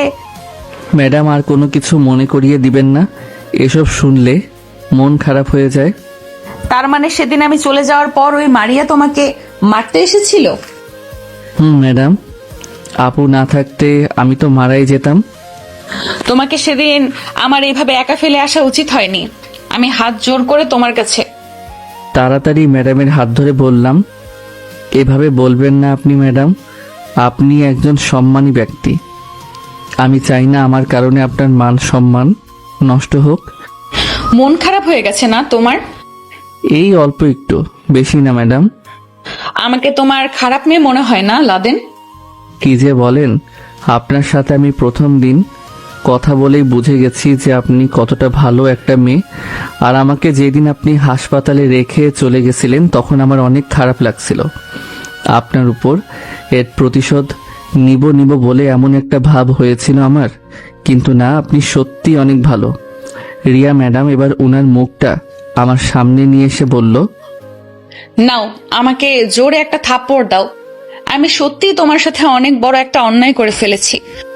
ছি ম্যাডাম, এভাবে বলে আমাকে লজ্জা দিবেন না। আপনি আমার শিক্ষক, আপনার সাথে আমি এইরকম করতে পারবো বলেন? আমার উপর রাগ নাই তোমার? আগে ছিল কিন্তু এখন নাই। আপনি সত্যি অনেক ভালো। এতটাও ভালো নয় আমি। যদি ভালো না হতেন আমার পাশে এভাবে বসে থেকে মাফ চাইতেন না। আসলেই সত্যি আপনার মনে কোনো অহংকার নেই ম্যাডাম। অহংকার হলো পতনের মূল, এই কথাটা তো জানো তুমি। আর 2 দিন পর তো মারাই যাব, তাহলে কিসের এত অহংকার বলো? তবে আজকে আমি তোমার কারণে এই জায়গায়। ম্যাডাম বাদ দেন এসব কথা। তোমার আপু অনেক ভালো, তোমার জন্য এত কিছু করছে। উনি আমার আপু কে বলছে? উনি আমার জন্য আমার আম্মু। মন খারাপ করো না, তুমি চাকরি করো আর সময় পাইলে কলেজে আসবে। আমার যতটুকু সম্ভব তোমাকে আমি সাহায্য করব। ম্যাডাম চলেন, এখন তো যেতে হবে, অনেক সময় চলে গেল। বস, বিলটা আমি দিয়ে আসি। আমি থাকতে আপনি বিল দিবেন, এটা তো হতে পারে না। আরে বস তো, এত কথা বলো কেন? রিয়া ম্যাডাম বিল দিয়ে এসে বলল, এখন চলো। চাবিটা দেন তাহলে। আমি আমার গাড়ির ড্রাইভারকে দিয়ে বাসায় পাঠিয়ে দিলাম। আর তুমি? আমি রিয়া ম্যাডামের কাছ থেকে চাবিটা নিয়ে পকেটে ঢুকিয়ে বললাম, চলেন তাহলে হেঁটেই যাই। রিয়া ম্যাডাম এবার হাসি মুখে বলল, অনেকদিন পর হাঁটতেছি, খুব ভালো লাগছে। ম্যাডাম জুতাগুলো খুলে আমার হাতে দেন, খালি পায়ে হাঁটলে অনেক ভালো লাগবে। রিয়া ম্যাডাম জুতা খুলে ওনার হাতে দিয়ে বলল, তাই তো, খালি পায়ে হাঁটতে ভালোই লাগছে। রিয়া ম্যাডাম জুতা খুলে ওনার হাতে নিয়ে বলল, আমার জুতা তুমি হাতে নিবে কেন? এমনি তুমি বাইক নিয়ে হাঁটছো। আমি এক হাত দিয়ে রিয়া ম্যাডামের হাত থেকে জুতাগুলো নিয়ে বললাম, এত কথা বলেন কেন আপনি ম্যাডাম? রিয়া ম্যাডাম আমার দিকে একবার তাকিয়ে সামনে হাঁটতে লাগলো। হঠাৎ করে দাঁড়িয়ে বলল, লাদেন চকলেট খাবে? না ম্যাডাম, এখন আর কিছু খাবো না, আগে বাসায় চলেন, আরো অনেকটাই পথ হাঁটতে হবে। আজকে আমার এতটা ভালো লাগছে বলার বাহিরে। বিশেষ করে তোমাকে অনেক ধন্যবাদ, তোমার জন্য আজকে আমি এতটা খুশি হয়েছি। লাদেন একটা কথা বলি। জি ম্যাডাম বলেন। আমি জানি তুমি কতটা কষ্ট পেয়ে এখান পর্যন্ত এসেছো। আজকে থেকে যদি কোনো বিপদে পড়ো আমাকে বলবে, আমি তোমার পাশে আছি। এই কথাটা বলার জন্য অনেক ধন্যবাদ ম্যাডাম। আরে ধন্যবাদ দিতে হবে না, এখন বাইকের চাবি লাগাও আর হেঁটে যাব না। আমি পকেট থেকে চাবি বের করে বাইকে উঠলাম। রিয়া ম্যাডাম আমার পিছনে উঠে এই হাত দিয়ে আমাকে জড়িয়ে ধরল। রিয়া ম্যাডাম আমার গায়ে হাত দিয়ে ধরাতেই আমার শরীরে যেন কারেন্ট বয়ে যেতে লাগলো। মনে হচ্ছে যেন না চাইতেও আমি অনেক কিছু পেয়ে গেছি। আজকে যেন মনের ভিতরে আলাদা একটা ভালো লাগা কাজ করতে লাগলো। মনটা আজকে অনেক ভালো হয়ে গেল, খুব ভদ্রভাবে বাইক চালাতে লাগলাম। কোনো জায়গায় ব্রেক করলাম না, যাতে রিয়া ম্যাডাম আমাকে খারাপ না বলতে পারে। রিয়া ম্যাডামের বাসার সামনে যেতেই রিয়া ম্যাডাম বাইক থেকে নেমে বলল, লাদেন চলে যাবে নাকি? জি ম্যাডাম, এখন আমাকে যেতে হবে, এমনি অনেকটা দেরি হয়ে গেছে। এতক্ষণ যেহেতু আমার সাথে ছিলে, আর একটু আসো, আজকে তুমি আমাদের বাসা থেকে খেয়ে যাও। ম্যাডাম, এই অনুরোধ রাখতে পারবো না, আমাকে এখন যেতে হবে। তোমার কাছে কি আমাকে আবার হাত জোর করে অনুরোধ করতে হবে? সেদিন তো তোমাকে একা ফেলে চলে আসছিলাম, তোমার জন্য কিছু করি, এটা আমার মন চাইছে। আমি বাইক থেকে নেমে বললাম, চলেন ম্যাডাম, আপনি মাঝে মধ্যে এমন কিছু বলেন, আপনার কথা ফেলতেও পারি না। রিয়া ম্যাডাম বাসার ভিতরে ঢুকতে ঢুকতে বলল, মন খারাপ করো না তুমি, তোমার জন্য আজও আমি বেঁচে আছি। ম্যাডাম, এক কথা বারবার বলবেন না, ভালো লাগে না। বাঁচা মরা উপরওয়ালার হাতে, আমি আপনাকে বাঁচানোর কে? রিয়া ম্যাডাম আর কিছু না বলে বাসার ভিতরে চলে গেল। আমিও উনার পিছনে পিছনে যেতে লাগলাম। মনে মনে বললাম, না জানি আজকে আন্টি আমাকে কি জিজ্ঞেস করে বসে থাকে। তবে আমার এইটুকু বিশ্বাস আছে, রিয়া ম্যাডাম থাকতে আমার কিছু হবে না। তিনি সত্যি অনেক ভালো মানুষ। তবে বাসার ভিতরে গিয়ে কাউকে দেখতে পেলাম না। এজন্য রিয়া ম্যাডামকে বললাম, ম্যাডাম বাসায় তো কাউকে দেখতে পারছি না, আন্টি আর আপনি ছোট বোন কোথায়? রিয়া ম্যাডাম আমার দিকে ফিরে বলল, আম্মু আর আমার ছোট বোন বাজারে গেছে, সন্ধ্যায় এসে যাবে। আমি রিয়া ম্যাডামের কথা শুনে জায়গায় দাঁড়িয়ে বললাম, ম্যাডাম তাহলে আমি চলে যাই, আজকে কেউ বাসায় নেই, অন্য একদিন আসবো, আন্টি যেদিন বাসায় থাকে। এমনটা বললে কেন লাদেন? ম্যাডাম দেখেন, আজকালের মানুষ শুধু শুধু সন্দেহ করে, ওরা শুধু একটা অজুহাত পেলেই হলো। আমি চাই না আমার জন্য আপনার কিছু হোক। রিয়া ম্যাডাম আমার দিকে কিছুক্ষণ তাকিয়ে বলল, তুমি সত্যি অনেক ভালো একটা ছেলে, আর তুমি চিন্তা করো না, আমি থাকতে তোমার কিছুই হবে না। ম্যাডাম, আমাকে বিশ্বাস হয় না তোমার? আমি আপনার একজন ছাত্র, আপনি আমার ম্যাডাম, যদি কেউ জানতে পারে আপনার জীবনটা নষ্ট হয়ে যাবে। রিয়া ম্যাডাম আমার কথা শুনে সোফায় বসে বলল, আমি তোমার কয় বছরের বড় জানো তো? হয়তো 2 বা 3 বছরের বড় হবেন। সে যাই হোক, বয়স কোনো বিষয় না, আর কে কি বলবে এসব আমি দেখি না। তুমি আমাকে ম্যাডাম বলবে না। তাহলে কি বলবো? আমার নাম। এটা বলবেন না ম্যাডাম, আমি পারবো না। রিয়া ম্যাডাম দাঁড়িয়ে বলল, তুমি টেবিলে গিয়ে বসো, আম্মু বিরিয়ানি রান্না করতে গেছে, আমি নিয়ে আসি। ম্যাডাম আমি এখন চলে যাই, আমার অনেক কাজ আছে। রিয়া ম্যাডাম আমাকে কিছু না বলে কিচেনে যেতে যেতে বলল, আমাকে একা ফেলে যদি তোমার চলে যেতে মন চায় তাহলে চলে যাও। এই কথা বলে রিয়া ম্যাডাম কিচেনে চলে গেল। মনে মনে বললাম, কি যে এক বিপদে এসে ফেসে গেছি, কোনো মতে এখান থেকে বের হতে পারলেই হলো। আমি টেবিলে গিয়ে চুপচাপ বসে আছি। কিছুক্ষণ পর রিয়া ম্যাডাম বিরিয়ানি নিয়ে আসলো। রিয়া ম্যাডাম আমার পাশে একটা চেয়ার টেনে বসে বলল, এখন তো নিয়ে খেতে পারবে নাকি? জি ম্যাডাম, তবে ম্যাডাম আর একটা কথা। হুম, বলো। ম্যাডাম আমি আপনার বাসায় কাজ করেছি, আপনি আমার বাসার মালিকের মেয়ে, আমি আপনার বাসার সামান্য একজন। যেটুকু বললে এখানেই থাক, আর কিছু বলতে হবে না। তুমি ছেলেটা অনেক ভালো জানো লাদেন। কেউ তো আর বলে না যে ম্যাডাম আমি ভালো। তোমার এই বাইকের দাম কত জানো তো তুমি? হবে হয়তো কয়েক লাখ, সঠিক বলতে পারি না। পাগল হয়েছো তুমি? আমাদের একটা গাড়ির সমান দাম হবে। সে যাই হোক, আমি এটা দিয়ে কি করব? আমি বাইক নিতে চাই নাই, আমি হঠাৎ করে বড়লোক হতেও চাই না, কিন্তু কি করব, আপুর কথা তো মানতে হবে। তোমার আপু অনেক ভালো জান। আপুর জন্য আমি আজকে বেঁচে আছি, নইলে হয়তো। আচ্ছা লাদেন তুমি খাও, আমি গোসল করে আসি, শরীরটা একটু খারাপ লাগছে। ঠিক আছে ম্যাডাম যান। আমাকে বসিয়ে রেখে রিয়া ম্যাডাম চলে গেল। আমি আনমনে বসে বসে খাবার খাচ্ছি, তবে মনের ভিতরে একটা ভয় থেকেই গেল, যদি কেউ এসে দেখে ফেলে আমি রিয়া ম্যাডামের বাসায় বসে আছি, তাহলে যে কি হবে। আর কি যে এক বিপদ, উনাকে শুধু বারবার ম্যাডাম বলতে হয়। এত ম্যাডাম বলতে আমার ভালো লাগে না। সে যাই হোক, এখন এখান থেকে যেতে পারলেই হলো। অনেকক্ষণ হলো বসে আছি। রিয়া ম্যাডাম গোসল করে বের হলেই চলে যাব। হঠাৎ করে রিয়া ম্যাডামের আওয়াজ পেলাম। আমি চেয়ার থেকে উঠে একটু সামনে গেলাম। রিয়া ম্যাডাম ভিতর থেকে কি বলছে তা শোনার জন্য। রিয়া ম্যাডাম ওয়াশরুম থেকে বলছে, লাদেন, আমাকে একটু সাহায্য করো প্লিজ, আমি নিচে পড়ে ব্যথা পেয়েছি। আমি ওয়াশরুমের বাইরে থেকে বললাম, ম্যাডাম বেশি ব্যথা পেয়েছেন? আপনি একা একা উঠতে পারবেন তো?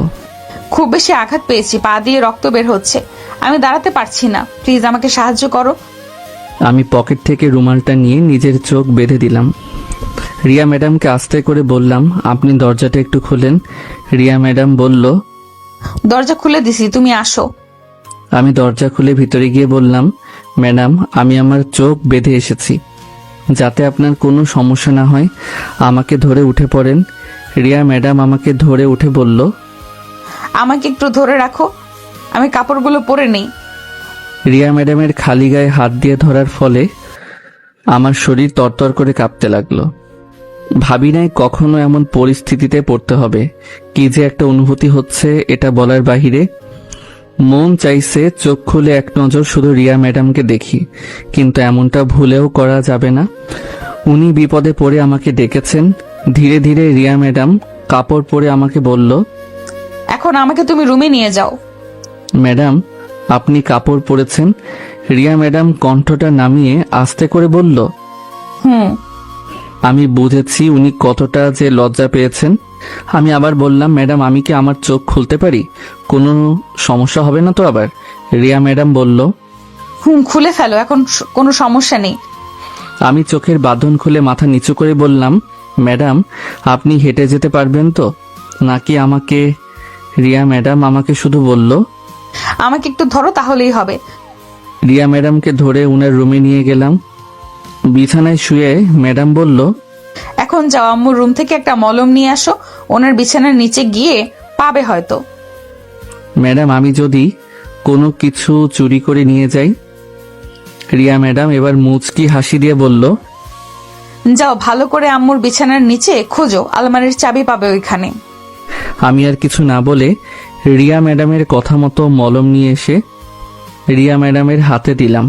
রিয়া ম্যাডাম আমার দিকে তাকিয়ে বলল, তা কয় লাখ টাকা চুরি করলে তুমি? ম্যাম এভাবে বলবেন না প্লিজ। রিয়া ম্যাডাম বলল, তুমি তো চাইলে এখন ভালো একটা বিয়ে করতে পারো, তোমার টাকা পয়সা সবকিছু আছে এখন। এমনটা কোনোদিনই করব না। ভালো মেয়ে ছাড়া বিয়েই করব না। তাছাড়া আমার আপু এখন যেই মেয়ে পছন্দ করবে আমি তাকেই বরং বিয়ে করব। দেন ম্যাডাম আমি আপনাকে মলম লাগিয়ে দেই। রিয়া ম্যাডাম একটু লজ্জা পেয়ে বলল, না মানে। বুঝতে পারছি ম্যাডাম, সরি। আচ্ছা আমি কি চলে যাব ম্যাডাম? এখন কি যাওয়ার তোমার খুব জরুরি? কালকে মাত্র চাকরি নিয়েছি, এখনো কোনো কাজ করি নাই, যেতে তো হবেই। আচ্ছা ঠিক আছে, দরজা লাগিয়ে চলে যাও, আর তোমার আপুর ফোন নাম্বারটা একটু দিয়ে যাও তো। কি করবেন ম্যাডাম? এত কথা বলো কেন? তোমাকে আমি দিতে বলেছি, দাও তো। আমি আপুর নম্বর নিয়ে বললাম, ম্যাডাম আপনি একা থাকতে পারবেন তো নাকি কোনো সমস্যা হবে? আমার জন্য যদি এতই চিন্তা করতে তাহলে আমাকে এমন অবস্থায় রেখে চলে যেতে না। আমি এবার একটা চেয়ার টেনে রিয়া ম্যাডামের পাশে বসে বললাম, এই যে বসালাম, আপনি যতক্ষণ পর্যন্ত সুস্থ না হবেন ততক্ষণ পর্যন্ত আমি এখানেই বসে থাকব। আরে আরে, এত রেগে গেলে কেন বলো তো? আমি তো মজা করে বলেছি, তুমি চলে যাও, কোনো সমস্যা হবে না। বাহির থেকে দরজা লাগিয়ে চলে যাও। যাই তাহলে আমি। দেখেন ম্যাডাম আপনি একটু বোঝার চেষ্টা করেন। আমি যদি... তোমাকে আর কিছু বলতে হবে না, আমি বুঝেছি তো সব। যাও। যদি কোনো দরকার হয় তাহলে আমাকে ফোন করবেন, আমি সবার আগে চলে আসব। ফোন নাম্বার না দিয়ে বলছো আমাকে আগে ফোন করবেন না? আমি রিয়া ম্যাডামকে ফোন নম্বর দিয়ে বাসা থেকে বের হয়ে গেলাম। সরাসরি কলেজ ড্রেস নিয়ে অফিসে চলে গেলাম। এমনি অনেকটাই দেরি করে ফেলেছি।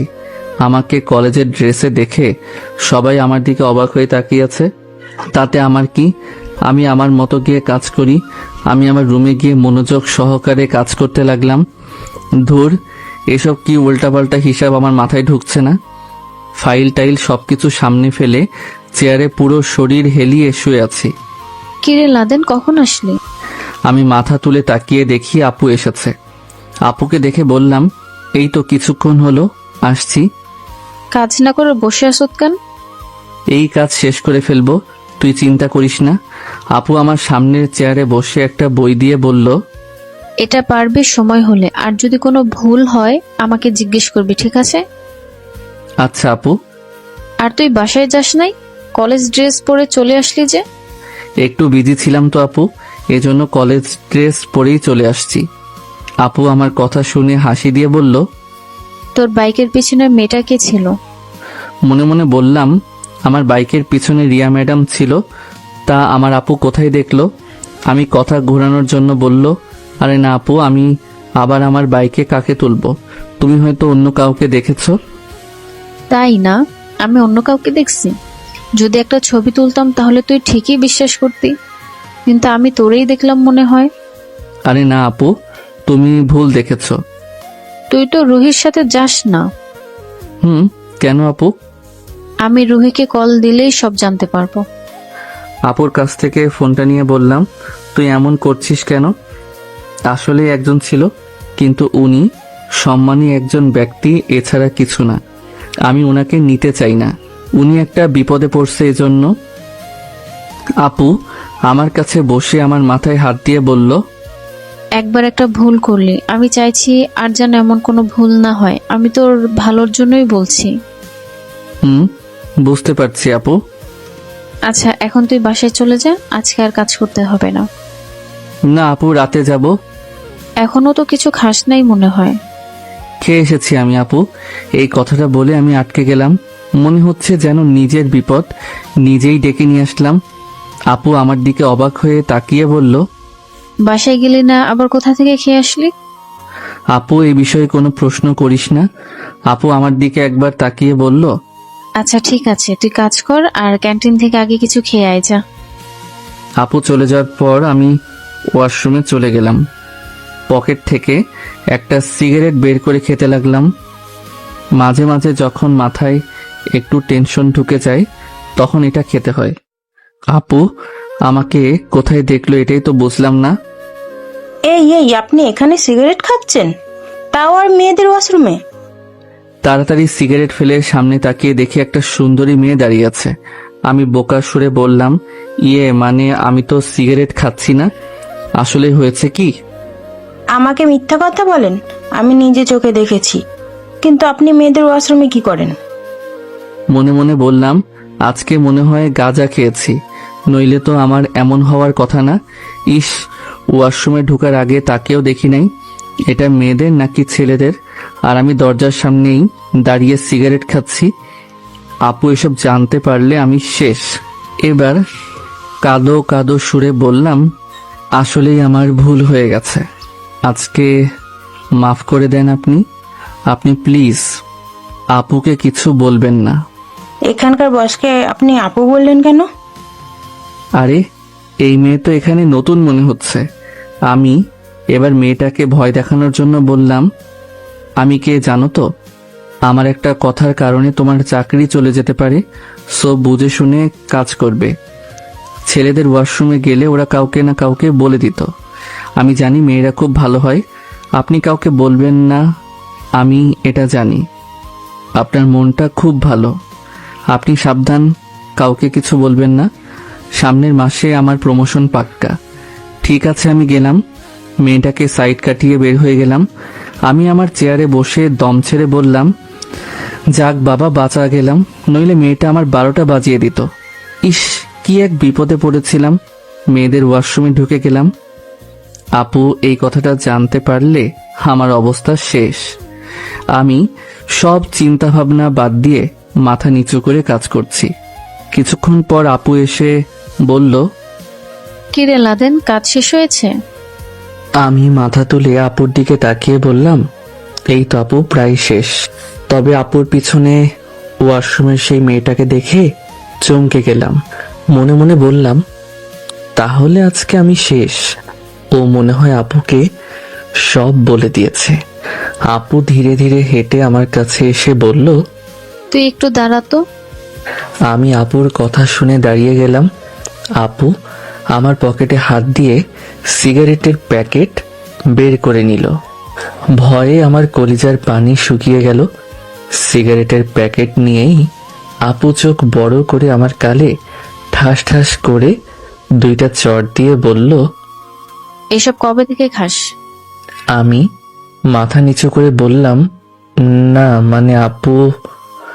আপু এবার আমাকে জোরে ধমক দিয়ে বলল, আমি তোরে বলছি এসব কবে থেকে খাস? এত কথা বলছিস কেন লা? আমি আপুর কথার জবাব না দিয়ে চুপচাপ দাঁড়িয়ে আছি। আপু আমাকে আবার বলল, তোর সাহস দিন দিন বাড়ছে না? আজকাল মেয়েদের ওয়াশরুমে গিয়ে সিগারেট খাস, আর তুই এই মেয়েকে কি বলছিস? তুই চিনিস ওকে? ও হলো আমার নতুন পিএস, আর তুই কিনা তাকে বলছিস প্রমোশন দিবি? মনে মনে বললাম, মেয়েটা দেখতে শুনতে কত সুন্দর, অথচ তার ব্যবহার কুত্তার মতো। ভাবছিলাম আপুকে কিছু বলবে না, কিন্তু শেষ পর্যন্ত বলেই দিল। মনটাই যেন খারাপ হয়ে গেল। এবার আপু আমাকে জিজ্ঞেস করলো, কাজ কতটুকু হলো? আমি ভয়ে ভয়ে উত্তর দিলাম, এই তো কিছুটা হয়েছে। এবার আপু সুন্দর করে বলল, আমি তোরে কতদিন বাঁচাবো? তোর চাকরি তোর নিজের ধরে রাখতে হবে। তোর কাজ তুই কিভাবে শেষ করবি আমি এটা জানি না। যদি আমাকে না বলে তুই সিগারেট খেতে পারিস, তাহলে আমাকে না বলে তুই তোর কাজও শেষ করতে পারবি। আমি কোনো কথা শুনতে চাই না। আজকে তোর কাজ তোর শেষ করে বের হতে হবে। তুই সারা রাত কাজ করবি কিনা এটা তুই ভালো জানিস, তবে আমি চাই কোনো হিসাব যেন বাকি না থাকে। আমাকে দিনের কাজ দিনেই বুঝিয়ে দিতে হবে। আর একদিন যদি আমি তোর পকেট থেকে সিগারেট দেখি না, তাহলে তোর খবর আছে। আপু আর কিছু না বলে চুপচাপ চলে গেল। আমি মেয়েটার দিকে একবার তাকিয়ে দেখলাম, মেয়েটার আইডি কার্ডে সুন্দর করে লেখা আছে তামান্না আক্তার। তামান্না মেয়েটা চুপচাপ আপুর পিছনে মাথা নিচু করে চলে গেল। আমি দম ছেড়ে চেয়ারে বসে মনে মনে বললাম, সবকিছু আমার পিছু ছাড়লেও এই বিপদ আমার পিছু ছাড়ে না। সন্ধ্যা প্রায় হয়ে গেছে। ভাবছিলাম চলে যাব, কিন্তু আপু যেই কথা বলল চলে গেলে আপু ক্ষেপে যাবে। ধীরে ধীরে অফিসের সবাই চলে গেল। আমি একটু উঠে ওয়াশরুমে চলে গেলাম। ওয়াশরুম থেকে ফিরে এলে দেখি আপু আমার কেবিনের দিকে তাকিয়ে দেখছে আমি আছি কিনা। চলে গেছি। আপু আমাকে কেবিনে না পেয়ে চুপচাপ ধীরে ধীরে হেঁটে বাহিরে চলে গেল। আমি গিয়ে চেয়ারে বসে মাথা নিচু করে কাজ করতে লাগলাম। আজকে যদি সারা রাত লাগে তাহলেও আমি আমার কাজ শেষ করেই যাব। কোনো দিকে না তাকিয়ে এক নাগাড়ে কাজ করতে লাগলাম। হঠাৎ ফোনের শব্দে কাজ ছেড়ে ফোনটা রিসিভ করলাম। ওপাশ থেকে সুমন বলল, কিরে, বলছিলি তো আজ রাতে আসার জন্য, আসবো না? আর বলিস না, আজকে কাজ শেষ করতে পারি নাই বলে আপু বকা দিয়েছে, এজন্য এখনো অফিসে আছি। কি করছ তুই এখনো অফিসে? বাসায় আসবি কখন? না রে, আজকে আর বাসায় যাব না, এখানেই শুয়ে ঘুমিয়ে পড়বো। এত কাজ করতে হবে না, চলে আয়। আরে না, যেটা আমি একবার বলছি সেটাই করব। আর আপু এভাবে রাখতো না। আজকে মেয়েদের ওয়াশরুমে গিয়ে সিগারেট খাচ্ছিলাম, এই জন্য এমন হয়েছে। ওরে শালা, তুই তাহলে শেষ। আমি তোরে কতবার বলছি এসব তোর খেতে হবে না। কি আর করবো, ভাবছিলাম তোর বাসায় এসে একটু আড্ডা দিব, কিন্তু তুই তো এখনো অফিসে, কাজ শেষ হবে কখন? জানি না, কাজ করতে থাকি, দেখি কখন শেষ হয়।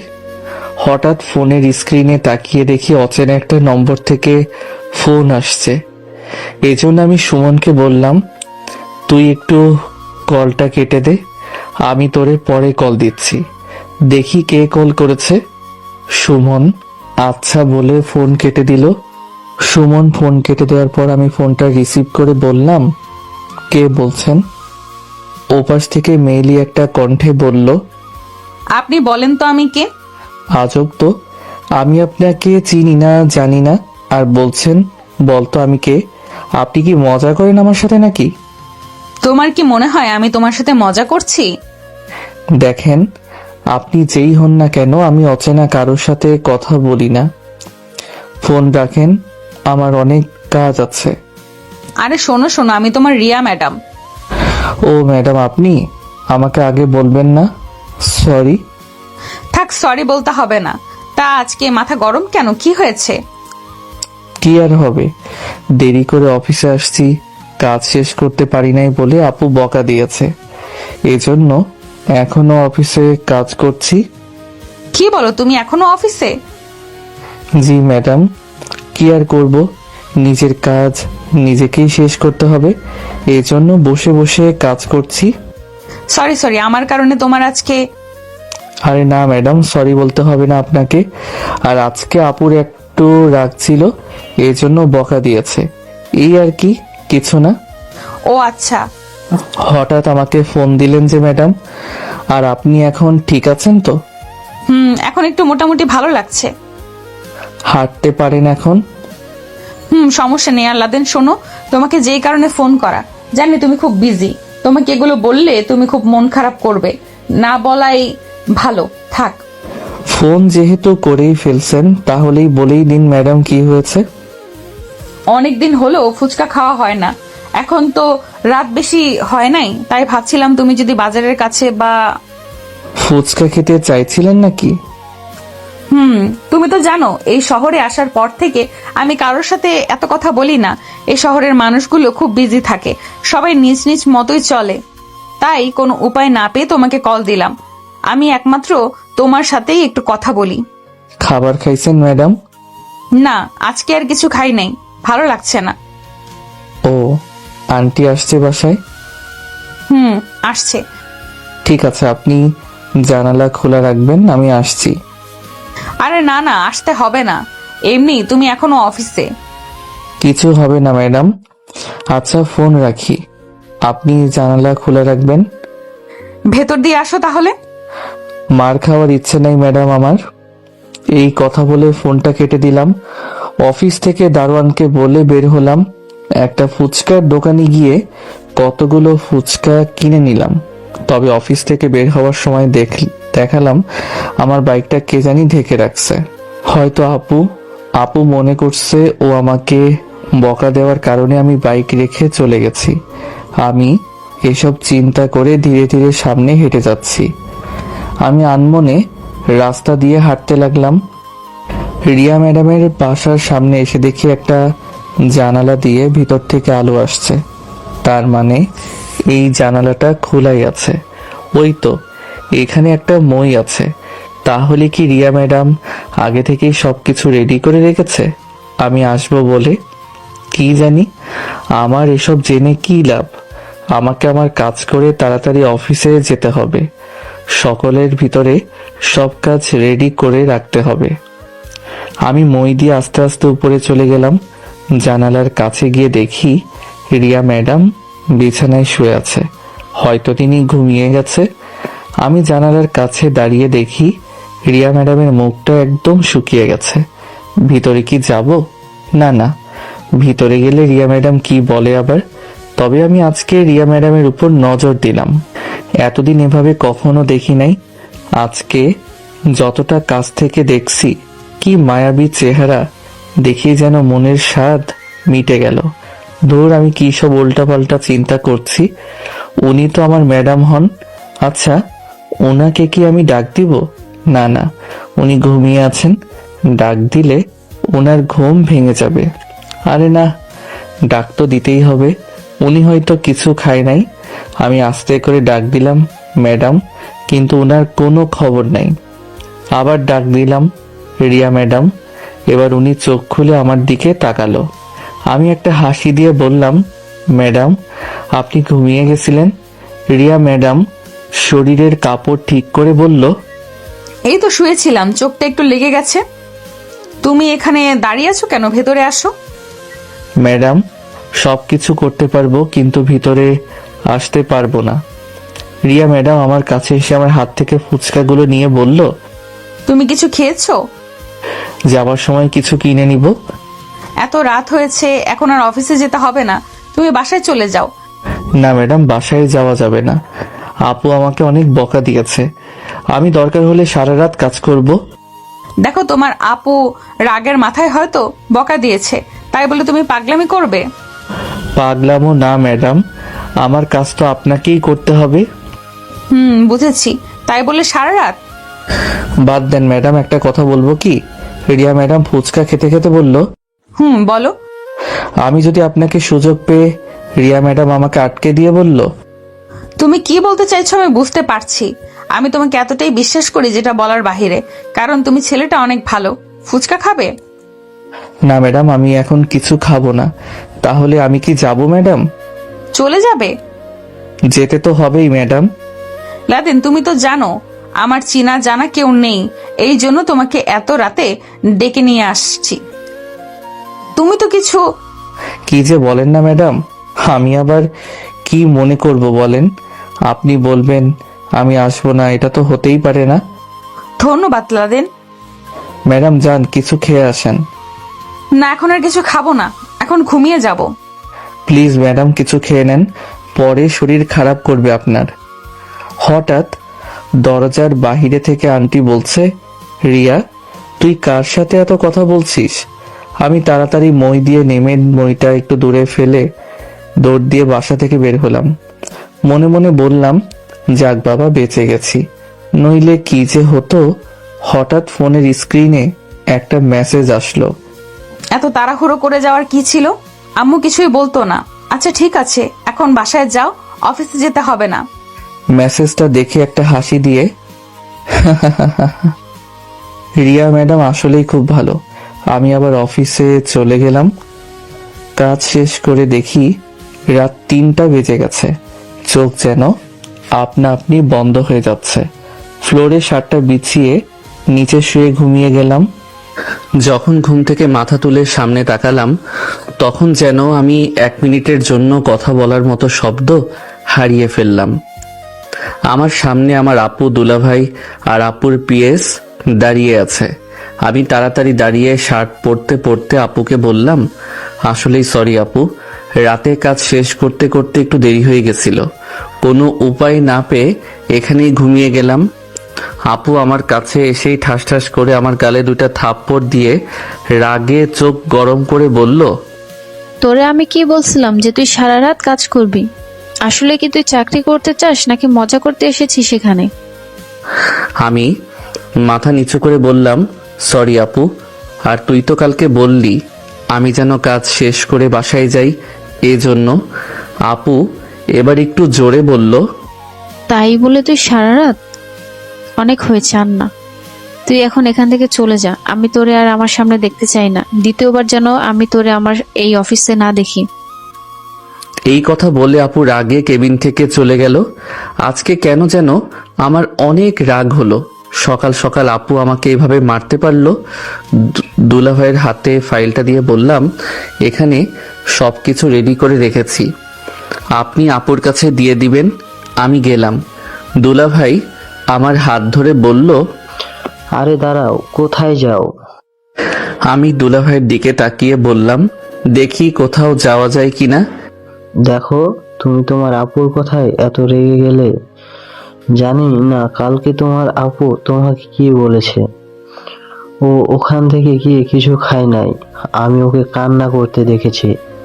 শুধু বলছে আমি কিভাবে আমার এই হাত দিয়ে আমার ভাইকে মারতে পারলাম। ও সারা রাত ঘুমায় নাই তোমার জন্য। দেখো লাদিন, ওর পেটে একটা বাচ্চা। এখন ও অফিসে আসছে, কিছু খায় নাই। যদি ওর কিছু হয়ে যায় তুমি বলো, তোমার জন্য। কি বলেন দুলাভাই, আপু এখনো কিছু খাই নাই? তো তোমাকে আমি কি বলছি? আমি সবকিছু ভুলে তাড়াতাড়ি কেবিন থেকে বের হয়ে আপুর কেবিনের দিকে যেতে লাগলাম। দরজায় দাঁড়িয়ে দেখি আপু ভিতরে বসে চুপচাপ বসে কান্না করছে। মনে মনে বললাম, আমি কেন যে মাঝে মাঝে এমন করি? আমার জন্য আপু কতটা কষ্ট পেয়েছে, এর কোনো হিসাব আছে? ও নাকি এখনো কিছু খায় নাই। আমি দরজার কাছে দাঁড়িয়ে বললাম, ম্যাডাম আমি কি ভিতরে আসতে পারি? আপু আমাকে দেখে চোখের পানি মুছে বলল, তোরা আমি বলছি না তুই এখান থেকে চলে যা, আমি তোরা আর দেখতে চাই না। আমি আপুর কথা না শুনে ভিতরে ঢুকে আপুর পায়ের কাছে বসে আপুর পা জড়িয়ে ধরে কান্না করতে করতে বললাম, আমাকে তুই মাফ করে দে, আমি আর কখনো এমন করব না, আমার ভুল হয়ে গেছে আপু, প্লিজ তুই আমাকে মাফ করে দে। আপু কিছু না বলে চুপচাপ আমার দিকে তাকিয়ে আছে। কিছুক্ষণ পর আমাকে জড়িয়ে ধরে আপুও কান্না করে দিয়ে বলল, কেন তুই মাঝে মাঝে এমন পাগলামো করিস বলতো? আমি তোরে কালকের আগের মাথায় কত কিছু বলছি, তোরে বকা দিয়ে কি আমি শান্তিতে থাকতে পারছি বল? তুই অবুঝের মতো কেন এমন করিস বল? আমি আর এমন করব না, আমাকে মাফ করে দে। আপু আমার চোখের পানি মুছে দিয়ে বলল, থাক থাক, আর কান্না করতে হবে না। কিছু খেয়েছিস কি? আমি বললাম, তুই খাস নাই তো আমি কি খাবো বল। আপু ওর পিএস তামান্নাকে ডেকে বলল, যা বাইরে থেকে বিরিয়ানি নিয়ে আস। তামান্না ঠিক আছে বলে চলে গেল। আপু আমার দিকে তাকিয়ে বলল, মাঝে মাঝে যে এমন পাগলামো করিস, এর কোনো মানে হয় বল? কি করব বল, যখন আমার রাগ হয় তখন আমি নিজেকে কন্ট্রোল করতে পারি না। আচ্ছা ঠিক আছে, তোরা আর কিছু বলবো না, চোখগুলো তো একদম লাল হয়ে আছে। আমি একটু ওয়াশরুম থেকে আসি আপু, হাত মুখে একটু পানি দিয়ে আসি। আচ্ছা যা, তাড়াতাড়ি আসবি। আমি আপুর কথা শুনে ওয়াশরুমে চলে গেলাম। ওয়াশরুম থেকে ফিরে এসে দেখি তামান্না খাবার নিয়ে এসেছে। তামান্না একবার চোখ ঘুরিয়ে আমার দিকে তাকিয়ে আবার বাহিরে চলে গেল। আপু আমাকে ওর চেয়ারে বসিয়ে আমাকে খাইয়ে দিতে লাগলো, আর ও মাঝে মাঝে খাচ্ছে। খেতে খেতে আপুকে বললাম, আপু আজকে বাসায় চলে যাব কি? আপু বলল, তোর মন যাচাই তাই কর, আমি আর ভুলেও তোরে কিছু বলবো না। এভাবে বলিস না আপু, আমি বলছি তো আমার আর কখনো ভুল হবে না। আচ্ছা বাবা ঠিক আছে। আচ্ছা লাদেন, তোর একটা কথা বলার ছিল। আপু বল, এর জন্য কি অনুমতি নিতে হবে? আমি বলতে চাইছি তুই বিয়ে করবি না? এত আগে বিয়ে করব? তাছাড়া আপু ভালো মেয়ে ছাড়া বিয়ে করা যাবে না। তোর পছন্দের কোনো মেয়ে আছে লাদেন? আরে না আপু, আমি আবার কাকে পছন্দ করব? তুই যেই মেয়েকে পছন্দ করবি আমি তাকেই বিয়ে করব। আপু খেতে খেতে একটা হাসি দিয়ে বলল, আচ্ছা ঠিক আছে, তবে তোর জন্য একটা সারপ্রাইজ আছে। এখন আমি এমন একটা মেয়ে খুঁজেছি যার কোনো পরিবার নেই, আর মেয়েটা অনেক ভালো, তোর অনেক ভালোবাসবে। মেয়েটা থাকে কোথায় আপু? আপু আমার মাথায় হাত দিয়ে বলল, এখন বাসায় যা, বাসায় গিয়ে একটা ঘুম দে, বিকেলে আমি তোর বাসায় যাব তোর দুলোভাইকে নিয়ে, তখন বলবো নি, ঠিক আছে? আচ্ছা আপু। তাহলে এখন তুই যা কেমন, আজকে আর তোর অফিসে আসার দরকার নেই। আমিও আপুর কথা মতো অফিস থেকে বের হয়ে গেলাম। বাইক নিয়ে বাসার দিকে যেতে যেতেই চিন্তা করতে লাগলাম, বাসায় থেকে আর কি করব। এর থেকে বরং কলেজে চলে যাই, একটা ক্লাস করেই চলে আসবো। এটাই করতে হবে, পরে ঘুমাবো নে। বাসায় যাওয়ার পর দাদি যে কি বকা শুরু করলো আমাকে, আমি রাতে কোথায় ছিলাম, বাসায় কেন আসি নাই, এখন নাকি আমি বড় বেডা হয়ে যাচ্ছি। বুড়ো মানুষ আরো কত কি যে বলছে হিসাবের বাহিরে। আমি শুধু চুপচাপ কান বন্ধ করে শুনছি। গোসল করে রেডি হয়ে সুমনের নম্বরে কল দিলাম। সুমন ফোন রিসিভ করে বলল, কিরে তুই কি মাঝে মাঝে হারিয়ে যাস? তোর কোনো খোঁজ খবর নাই। রাতে বলছিলি কল দিবি, কিন্তু পরে তোরে কোনো খোঁজই নেই। ধুর বেটা, একটু বিজি ছিলাম। রুহি কোথায়? ও কলেজে যাবে না? না রে লাদেন, আজ আরো কলেজে যাব না, ওর মাথাটা একটু ব্যথা করছে। আচ্ছা তাহলে ঠিক আছে, তোর সাথে আমি পরে কথা বলছি, এখন আমাকে কলেজে যেতে হবে। দিন দিন তুই দেখি অনেক বিজি হয়ে যাচ্ছিস। ভালো ভালো, খুব ভালো। ধুর, তোর উল্টাপাল্টা কথা আর গেল না। আমি ফোন কেটে কলেজের উদ্দেশ্যে বের হলাম। মনে মনে বললাম, আজকে তাহলে কি আমাকে একাই যেতে হবে? হয়তো।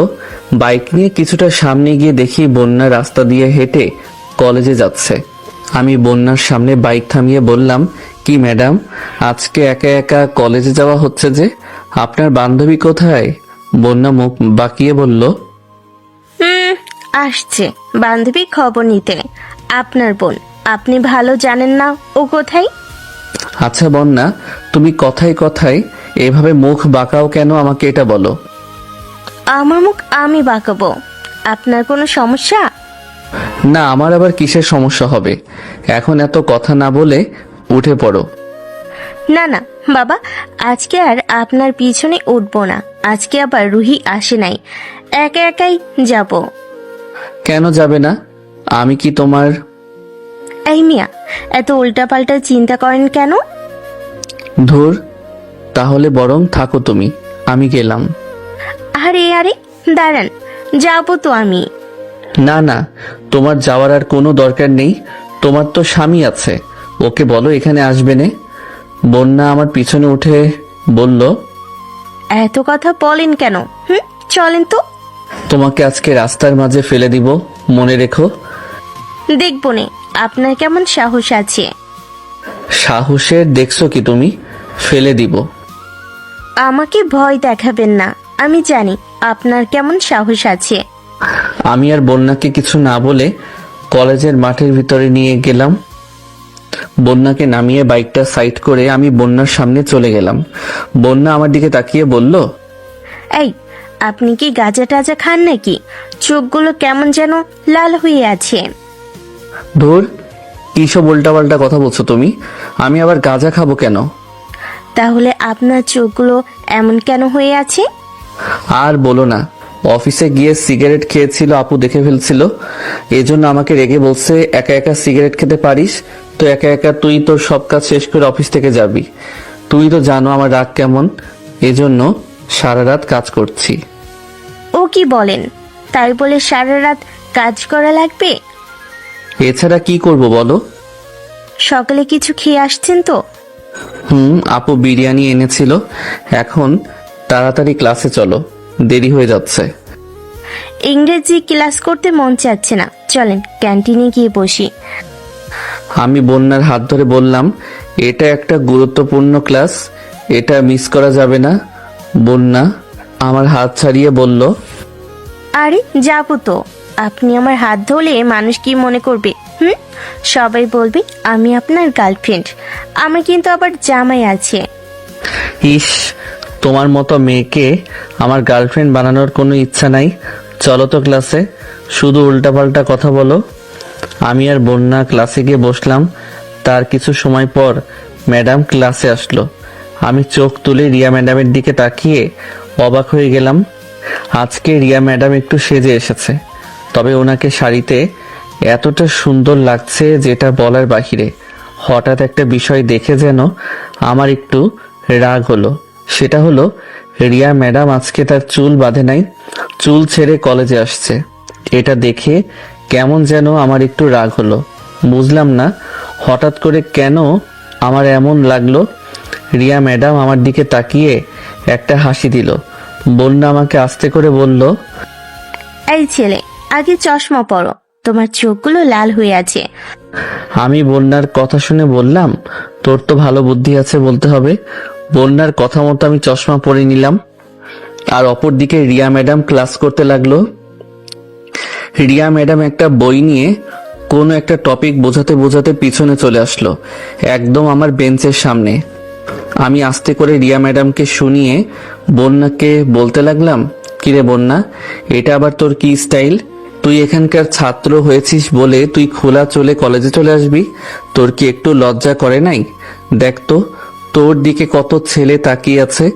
যদি লজ্জা বলে কিছু থাকে তাহলে তুই তোর চুল বেঁধে ফেল। বন্যা আমার দিকে তাকিয়ে বলল, কিরে, তোর কি মাথা খারাপ হয়ে গেছে? কি বলছিস এইসব? আমি বন্যাকে কিছু না বলে ম্যাডামের দিকে তাকিয়ে আছি।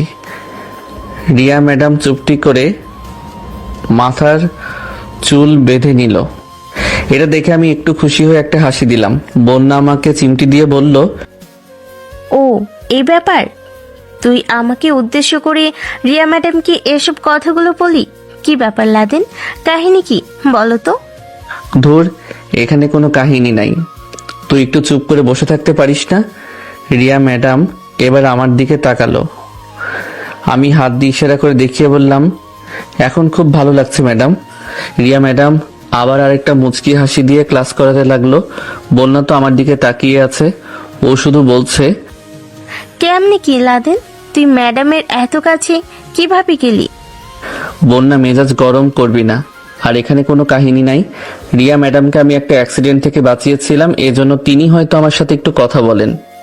একটু না, আমাকে তোর শিখাতে হবে না, আমি বুঝি, সব বুঝি। দেখ বন্যা, তুই উল্টাপাল্টা চিন্তা বাদ দিবি। আজকে তুই ক্লাস থেকে বের হ আগে। কি করবি পরে তুই? তোরে মাথায় নিয়ে নাচবো, আগে বের হ তো। হ। ক্লাস শেষ করে বের হতে বন্যা আমাকে বলল, ওই ম্যাডাম তোর সাথে এভাবে কথা বলে কেন? আমাকে বল, ম্যাডাম তোর কি হয়? দেখ বন্যা, আমি তোরে কতবার বলবো বল, ম্যাডাম আমার কিছু হয় না। আচ্ছা তোরে একটা উদাহরণ দেখাই। বল। আজকে যদি আমি তোরে মরার হাত থেকে বাঁচাই তাহলে তুই আমার সাথে কথা বলবি না বল? তেমনি করে রিয়া ম্যাডাম এমন একটা অবস্থায় পড়ছিল, আমি ওনাকে বাঁচিয়েছি। তোদের বিষয় তোদের মাঝেই থাক, আমি কিছু আর শুনতে চাই না। আচ্ছা তুই এখানে একটু দাঁড়া, আমি যাব আর আসবো। কোথায় যাবি? আরে তোরে আমি বলছি না তুই এখানে একটু দাঁড়া। আচ্ছা ঠিক আছে, তাড়াতাড়ি আসবি। আমি বন্যাকে রেখে অফিস রুমের সামনে যেতে লাগলাম। এই তো রিয়া ম্যাডাম বের হচ্ছে অফিস রুম থেকে, হয়তো তিনি অন্য কোনো ক্লাসে যাবেন। আমি রিয়া ম্যাডামের সামনে গিয়ে বললাম, ম্যাডাম চলে যাব নাকি আপনার জন্য অপেক্ষা করব? রিয়া ম্যাডাম আমার দিকে তাকিয়ে বলল, না, অপেক্ষা করতে হবে না, বরং তুমি চলে যাও। আমার জন্য তোমার কাজের ক্ষতি হয়, পরে রাতে তোমাকে কাজ করতে হয়। আরে ম্যাডাম, আপনি যে কি সব কথাবার্তা বলেন? আমার কাজ তো আমাকেই করতে হবে বলেন। আমার কাজ তো কেউ আর করে দিবে না। রাত হলেও আমার কাজ আমাকে করতে হবে, এটা নিয়ে আপনার চিন্তা করতে হবে না। আমি কি আপনার জন্য দাঁড়াবো নাকি আপনি? রিয়া ম্যাডাম শুধু বলল, আর মাত্র 2টা ক্লাস করাবো, যদি পারো তো একটু দাঁড়াবে, আর কাজ থাকলে চলে যেতে পারো। এই কথা বলে রিয়া ম্যাডাম ক্লাসের দিকে যেতে লাগলো। তবে তিনি হঠাৎ করে পিছনে তাকিয়ে একটু মুচকি হাসি দিল। আমি রিয়া ম্যাডামের হাসি দেখে মনে মনে বললাম, তার মানে রিয়া ম্যাডাম চায় আমি যেন তার জন্যে অপেক্ষা করি। আমি বুঝলাম না আমার কি হয়েছে।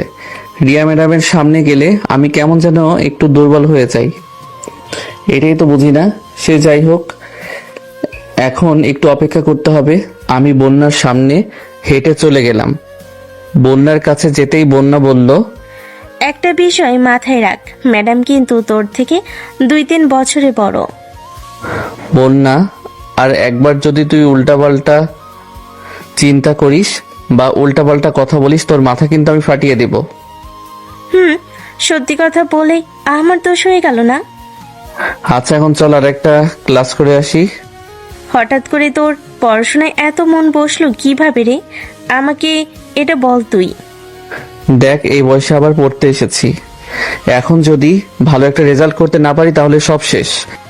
তুই এই বছর ফেল করবি, পরে হিসাব মিলিয়ে নিস। আমি ফেল করলে করব, যেটা কপালে আছে সেটাই হবে। এখন ক্লাসে চল। আবার একটা ক্লাস শেষ করে বের হলাম। ক্লাস শেষ করে বের হতেই বন্যা বলল, এখন আর ক্লাস করব না, বাসায় চলে যাব। তুই চলে যাবি বাসায়? কেন, তুই যাবি না? না, আমি আরো কিছুক্ষণ পর বাসায় যাব। কাহিনী কি বলতো? কোনো কাহিনী নাই, তুই বাসায় যা। তোর হঠাৎ করে কি হয়েছে বল? তুই একা একা এখানে কি করবি? আমি কি করব এটা জেনে তো লাভ আছে বল? আচ্ছা ঠিক আছে, তাহলে থাক তুই, তবে সাবধানে, কারোর সাথে কোনো ঝামেলা করবি না। এই কথা বলে বন্যা চলে গেল। বন্যা চলে যাওয়ার পর আমি একা একা দাঁড়িয়ে আছি। এখন শুধু রিয়া ম্যাডাম আসলেই হলো, আর কিছুক্ষণ হয়তো এখানে দাঁড়িয়ে থাকতে হবে। আমি ফোনটা নিয়ে আবার গেম খেলতে লাগলাম। কিছুক্ষণ পর দেখি আমার পুরাতন শালি কিছু ছেলে পেলে নিয়ে আমার কাছে আসছে। মনে মনে বললাম, এই মেয়ে এখন আবার আমার কাছে আসছে। আমি তো কোনো ধরনের ঝামেলা করতে চাই না, কিন্তু ওরা তো এসেই আমাকে বিপদে ফেলে দিবে। যেই আমার পুরাতন শালি আমার কাছে এসে দাঁড়ালো, তখন পিছন থেকে রিয়া ম্যাডাম এসে আমার শালিকে উদ্দেশ্য করে বলল, এই মেয়ে, তোমার লজ্জা করে না? যে ছেলে তোমাকে পছন্দ করে না, তুমি বারবার তার পেছনে কেন ঘুরোস? দেশে কি ছেলের অভাব আছে? আর তুমি কি এই ছেলেগুলোকে নিয়ে এসেছো ওকে মেরে জোর করে ওর মুখ থেকে ভালোবাসি শব্দটা শুনবে, নাকি ওকে ধরে নিয়ে গিয়ে বিয়ে করবে? রিয়া ম্যাডামকে দেখে আমার শালি কোনো কথা বলে নাই, চুপচাপ মাথা নিচু করে সামনে থেকে কেটে পড়ল। আমি হাসি দিয়ে রিয়া ম্যাডামকে বললাম, ম্যাডাম আপনাকে অনেক অনেক ধন্যবাদ, আপনি আমাকে আজকে একটা বিপদ থেকে বাঁচিয়েছেন। আরে ছাড়ো তো এইসব, আমি কলেজের বাইরে গেলাম, তুমি বাইক নিয়ে এসো। এই কথা বলে রিয়া ম্যাডাম সামনের দিকে হাঁটতে লাগলো। আমি বাইক নিয়ে কলেজের মাঠ থেকে বের হয়ে রিয়া ম্যাডামের কাছে গেলাম। রিয়া ম্যাডাম আমার পিছনে উঠে বলল, আজকে তোমার অফিস আছে? না ম্যাডাম, সারা রাত কাজ করেছি দেখে আজকে আর যেতে হবে না, একেবারে কালকে সকালে। আচ্ছা ঠিক আছে, তাহলে একটা নিরিবিলি পরিবেশে নিয়ে চলো, এখানে আসার পর কোথাও যাওয়া হয় নাই। ঠিক আছে ম্যাডাম, আপনি শুধু বসে থাকেন, আমি আপনাকে নিয়ে যাচ্ছি। রিয়া ম্যাডামকে নিয়ে একটা নদীর কাছে চলে গেলাম। এখানে আশেপাশে তেমন কেউ নেই। রিয়া ম্যাডাম বাইক থেকে নেমে নদীর সামনে গিয়ে ঘাসের উপর বসলো। আমি বাইক রেখে রিয়া ম্যাডামের কাছে গিয়ে তার থেকে কিছুটা দূরে বসলাম। রিয়া ম্যাডাম এক দৃষ্টিতে নদীর পানির দিকে তাকিয়ে আছে। হঠাৎ রিয়া ম্যাডামের দিকে তাকিয়ে দেখি তিনি চোখের পানি মুছছেন। আমি রিয়া ম্যাডামকে কান্না করতে দেখে বোকা হয়ে গেলাম। শুধু বললাম, ম্যাডাম আপনি কান্না করছেন, আপনাকে কি কেউ কিছু বলছে? রিয়া ম্যাডাম মন খারাপ করে বলল, আমার জীবনটাই এমন লাদেন, তুমি বুঝবে না। নদীর পানিতে একদিন গোসল করার খুব ইচ্ছা আছে। আমার যদি সেই সুযোগ থাকতো তাহলে আমি আপনাকে নিয়ে আসতাম। থাক, বাদ দাও। তারপর বলো, তোমার কি খবর? আমার আবার কিসের খবর ম্যাডাম, তবে আপনাকে একটা কথা বলার ছিল। বলো। না মানে আজকাল দেশের অবস্থা বেশি একটা ভালো না। কেউ যদি আমাকে আপনার সাথে দেখে ফেলে তাহলে বলবে একজন শিক্ষক আর একজন ছাত্র। আরে তোমার সমাজের কথা বাদ দাও তো, কে কি বলবে এটা দেখে লাভ আছে? বড় কথা হলো আমরা ঠিক থাকলেই হবে। জি ম্যাডাম। ম্যাডাম কিছু মনে না করলে একটা কথা জিজ্ঞেস করব? বলো। আপনার বয়ফ্রেন্ড বা হাজবেন্ড আছে নাকি আন্টি আপনার বিয়ের বিষয়ে? এসব জেনে তোমার লাভ আছে?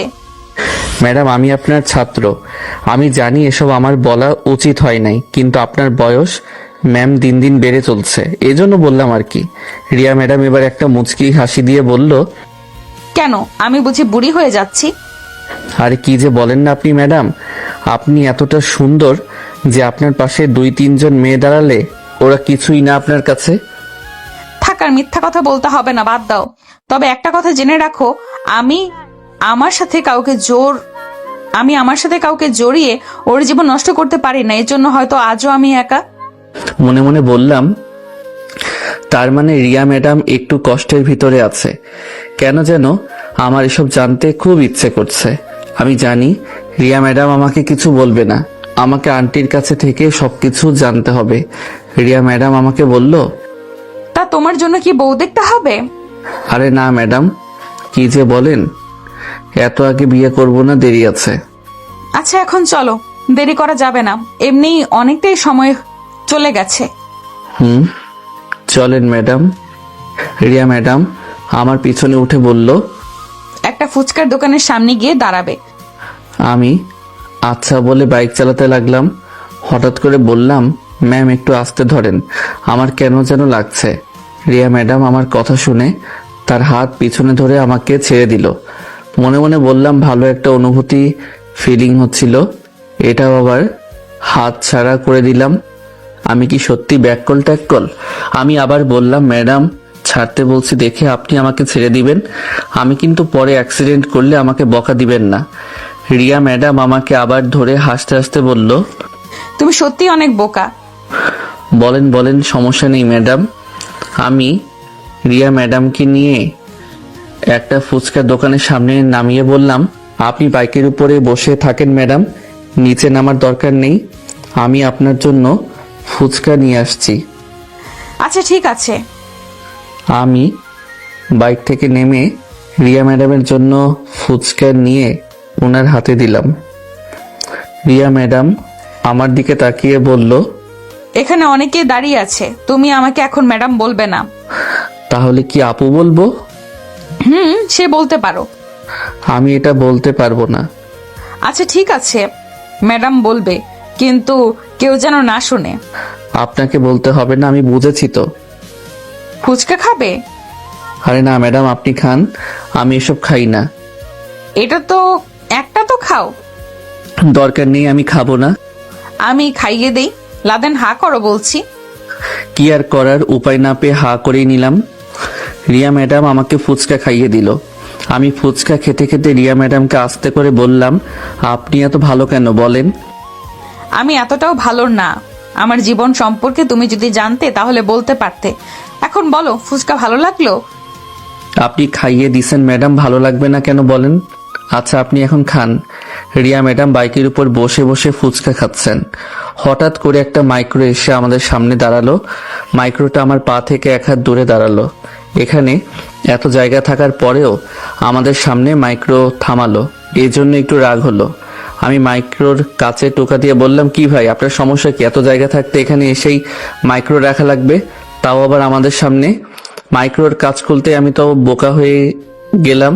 ভিতরে দুলাভাই আর আপু বসে আছে। মনে মনে বললাম, আজকে আমি শেষ। আপু এসব যদি জানতে পারে না, আমাকে কেটে টুকরো টুকরো করে ফেলবে। আমি চুপচাপ মাইক্রোর সামনে থেকে সরে ম্যাডামের পাশে গিয়ে দাঁড়ালাম। আপু গাড়ি থেকে নেমে রিয়া ম্যাডামকে উদ্দেশ্য করে বলল, এই মেয়ে, তোমার নাম কি? আর এই ছেলে তোমার সাথে কি করে? রিয়া ম্যাডাম ফুচকা গুলো আমার হাতে দিয়ে বাইরে থেকে নেমে বলল, আপনি কে আমাদের এসব বলার? এক তো আমাদের সামনে গাড়ি রাখছেন, আবার কি সব কথা বলছেন আপনি? আমি হাতে ইশারা করে আপুকে বললাম, প্লিজ আপু তুই কিছু মনে করিস না, এই মেয়ে আমার ম্যাডাম হন, তবে আমি পরে সব কিছু বলবো, প্লিজ তুই আর কিছু বলিস না। আর এখানে আপু আমার দিকে তাকিয়ে রেগে ইশারা করে বলল, আজকে শুধু বাসায় আয়, দেখ তোর কি অবস্থা করি আমি। এই কথা বলে আপু আবার গাড়িতে উঠে চলে গেল। মনে মনে বললাম, যাক বাবা, তাহলে বাঁচা গেল। রিয়া ম্যাডাম আমার হাত থেকে ফুচকাগুলো নিয়ে বলল, তুমি এত ভয় পাও কেন বলো তো? ভয় তো তোমার কপাল থেকে ঘাম ঝরে পড়ছে। না মানে ম্যাডাম। এত ভয় পেলে হয় বলো? এখন যাও, বিল দিয়ে এসো। মনে মনে বললাম, এত বড় চাকরি করে আবার বিল দিতে বলে আমাকে। তারপর বিল দিয়ে রিয়া ম্যাডামকে ওনার বাসার সামনে নামিয়ে দিয়ে বললাম, আমি তাহলে যাই ম্যাডাম। রিয়া ম্যাডাম আমার পকেট থেকে মানি বের করে ওখানে কিছু টাকা দিয়ে মানি ব্যাগ আবার পকেটে ঢুকিয়ে বলল, আচ্ছা ঠিক আছে, তুমি চলে যাও। ম্যাডাম এটা করা কি ঠিক হলো? আমার মন চাইছে আমি দিছি, তোমার কোনো সমস্যা? না ম্যাডাম। তো এখন চুপচাপ বাসায় যাও। এই কথা বলে রিয়া ম্যাডাম বাসায় চলে গেল। আমি বাইক নিয়ে আমার বাসার দিকে যেতে লাগলাম। বাসায় গিয়ে ফ্রেশ হয়ে টেবিলে বসে দাদির সাথে অল্প কিছু খেয়ে ঘুমিয়ে গেলাম। এক ঘুমে রাত হয়ে গেল। ঘুম থেকে উঠে ওয়াশরুমে চলে গেলাম।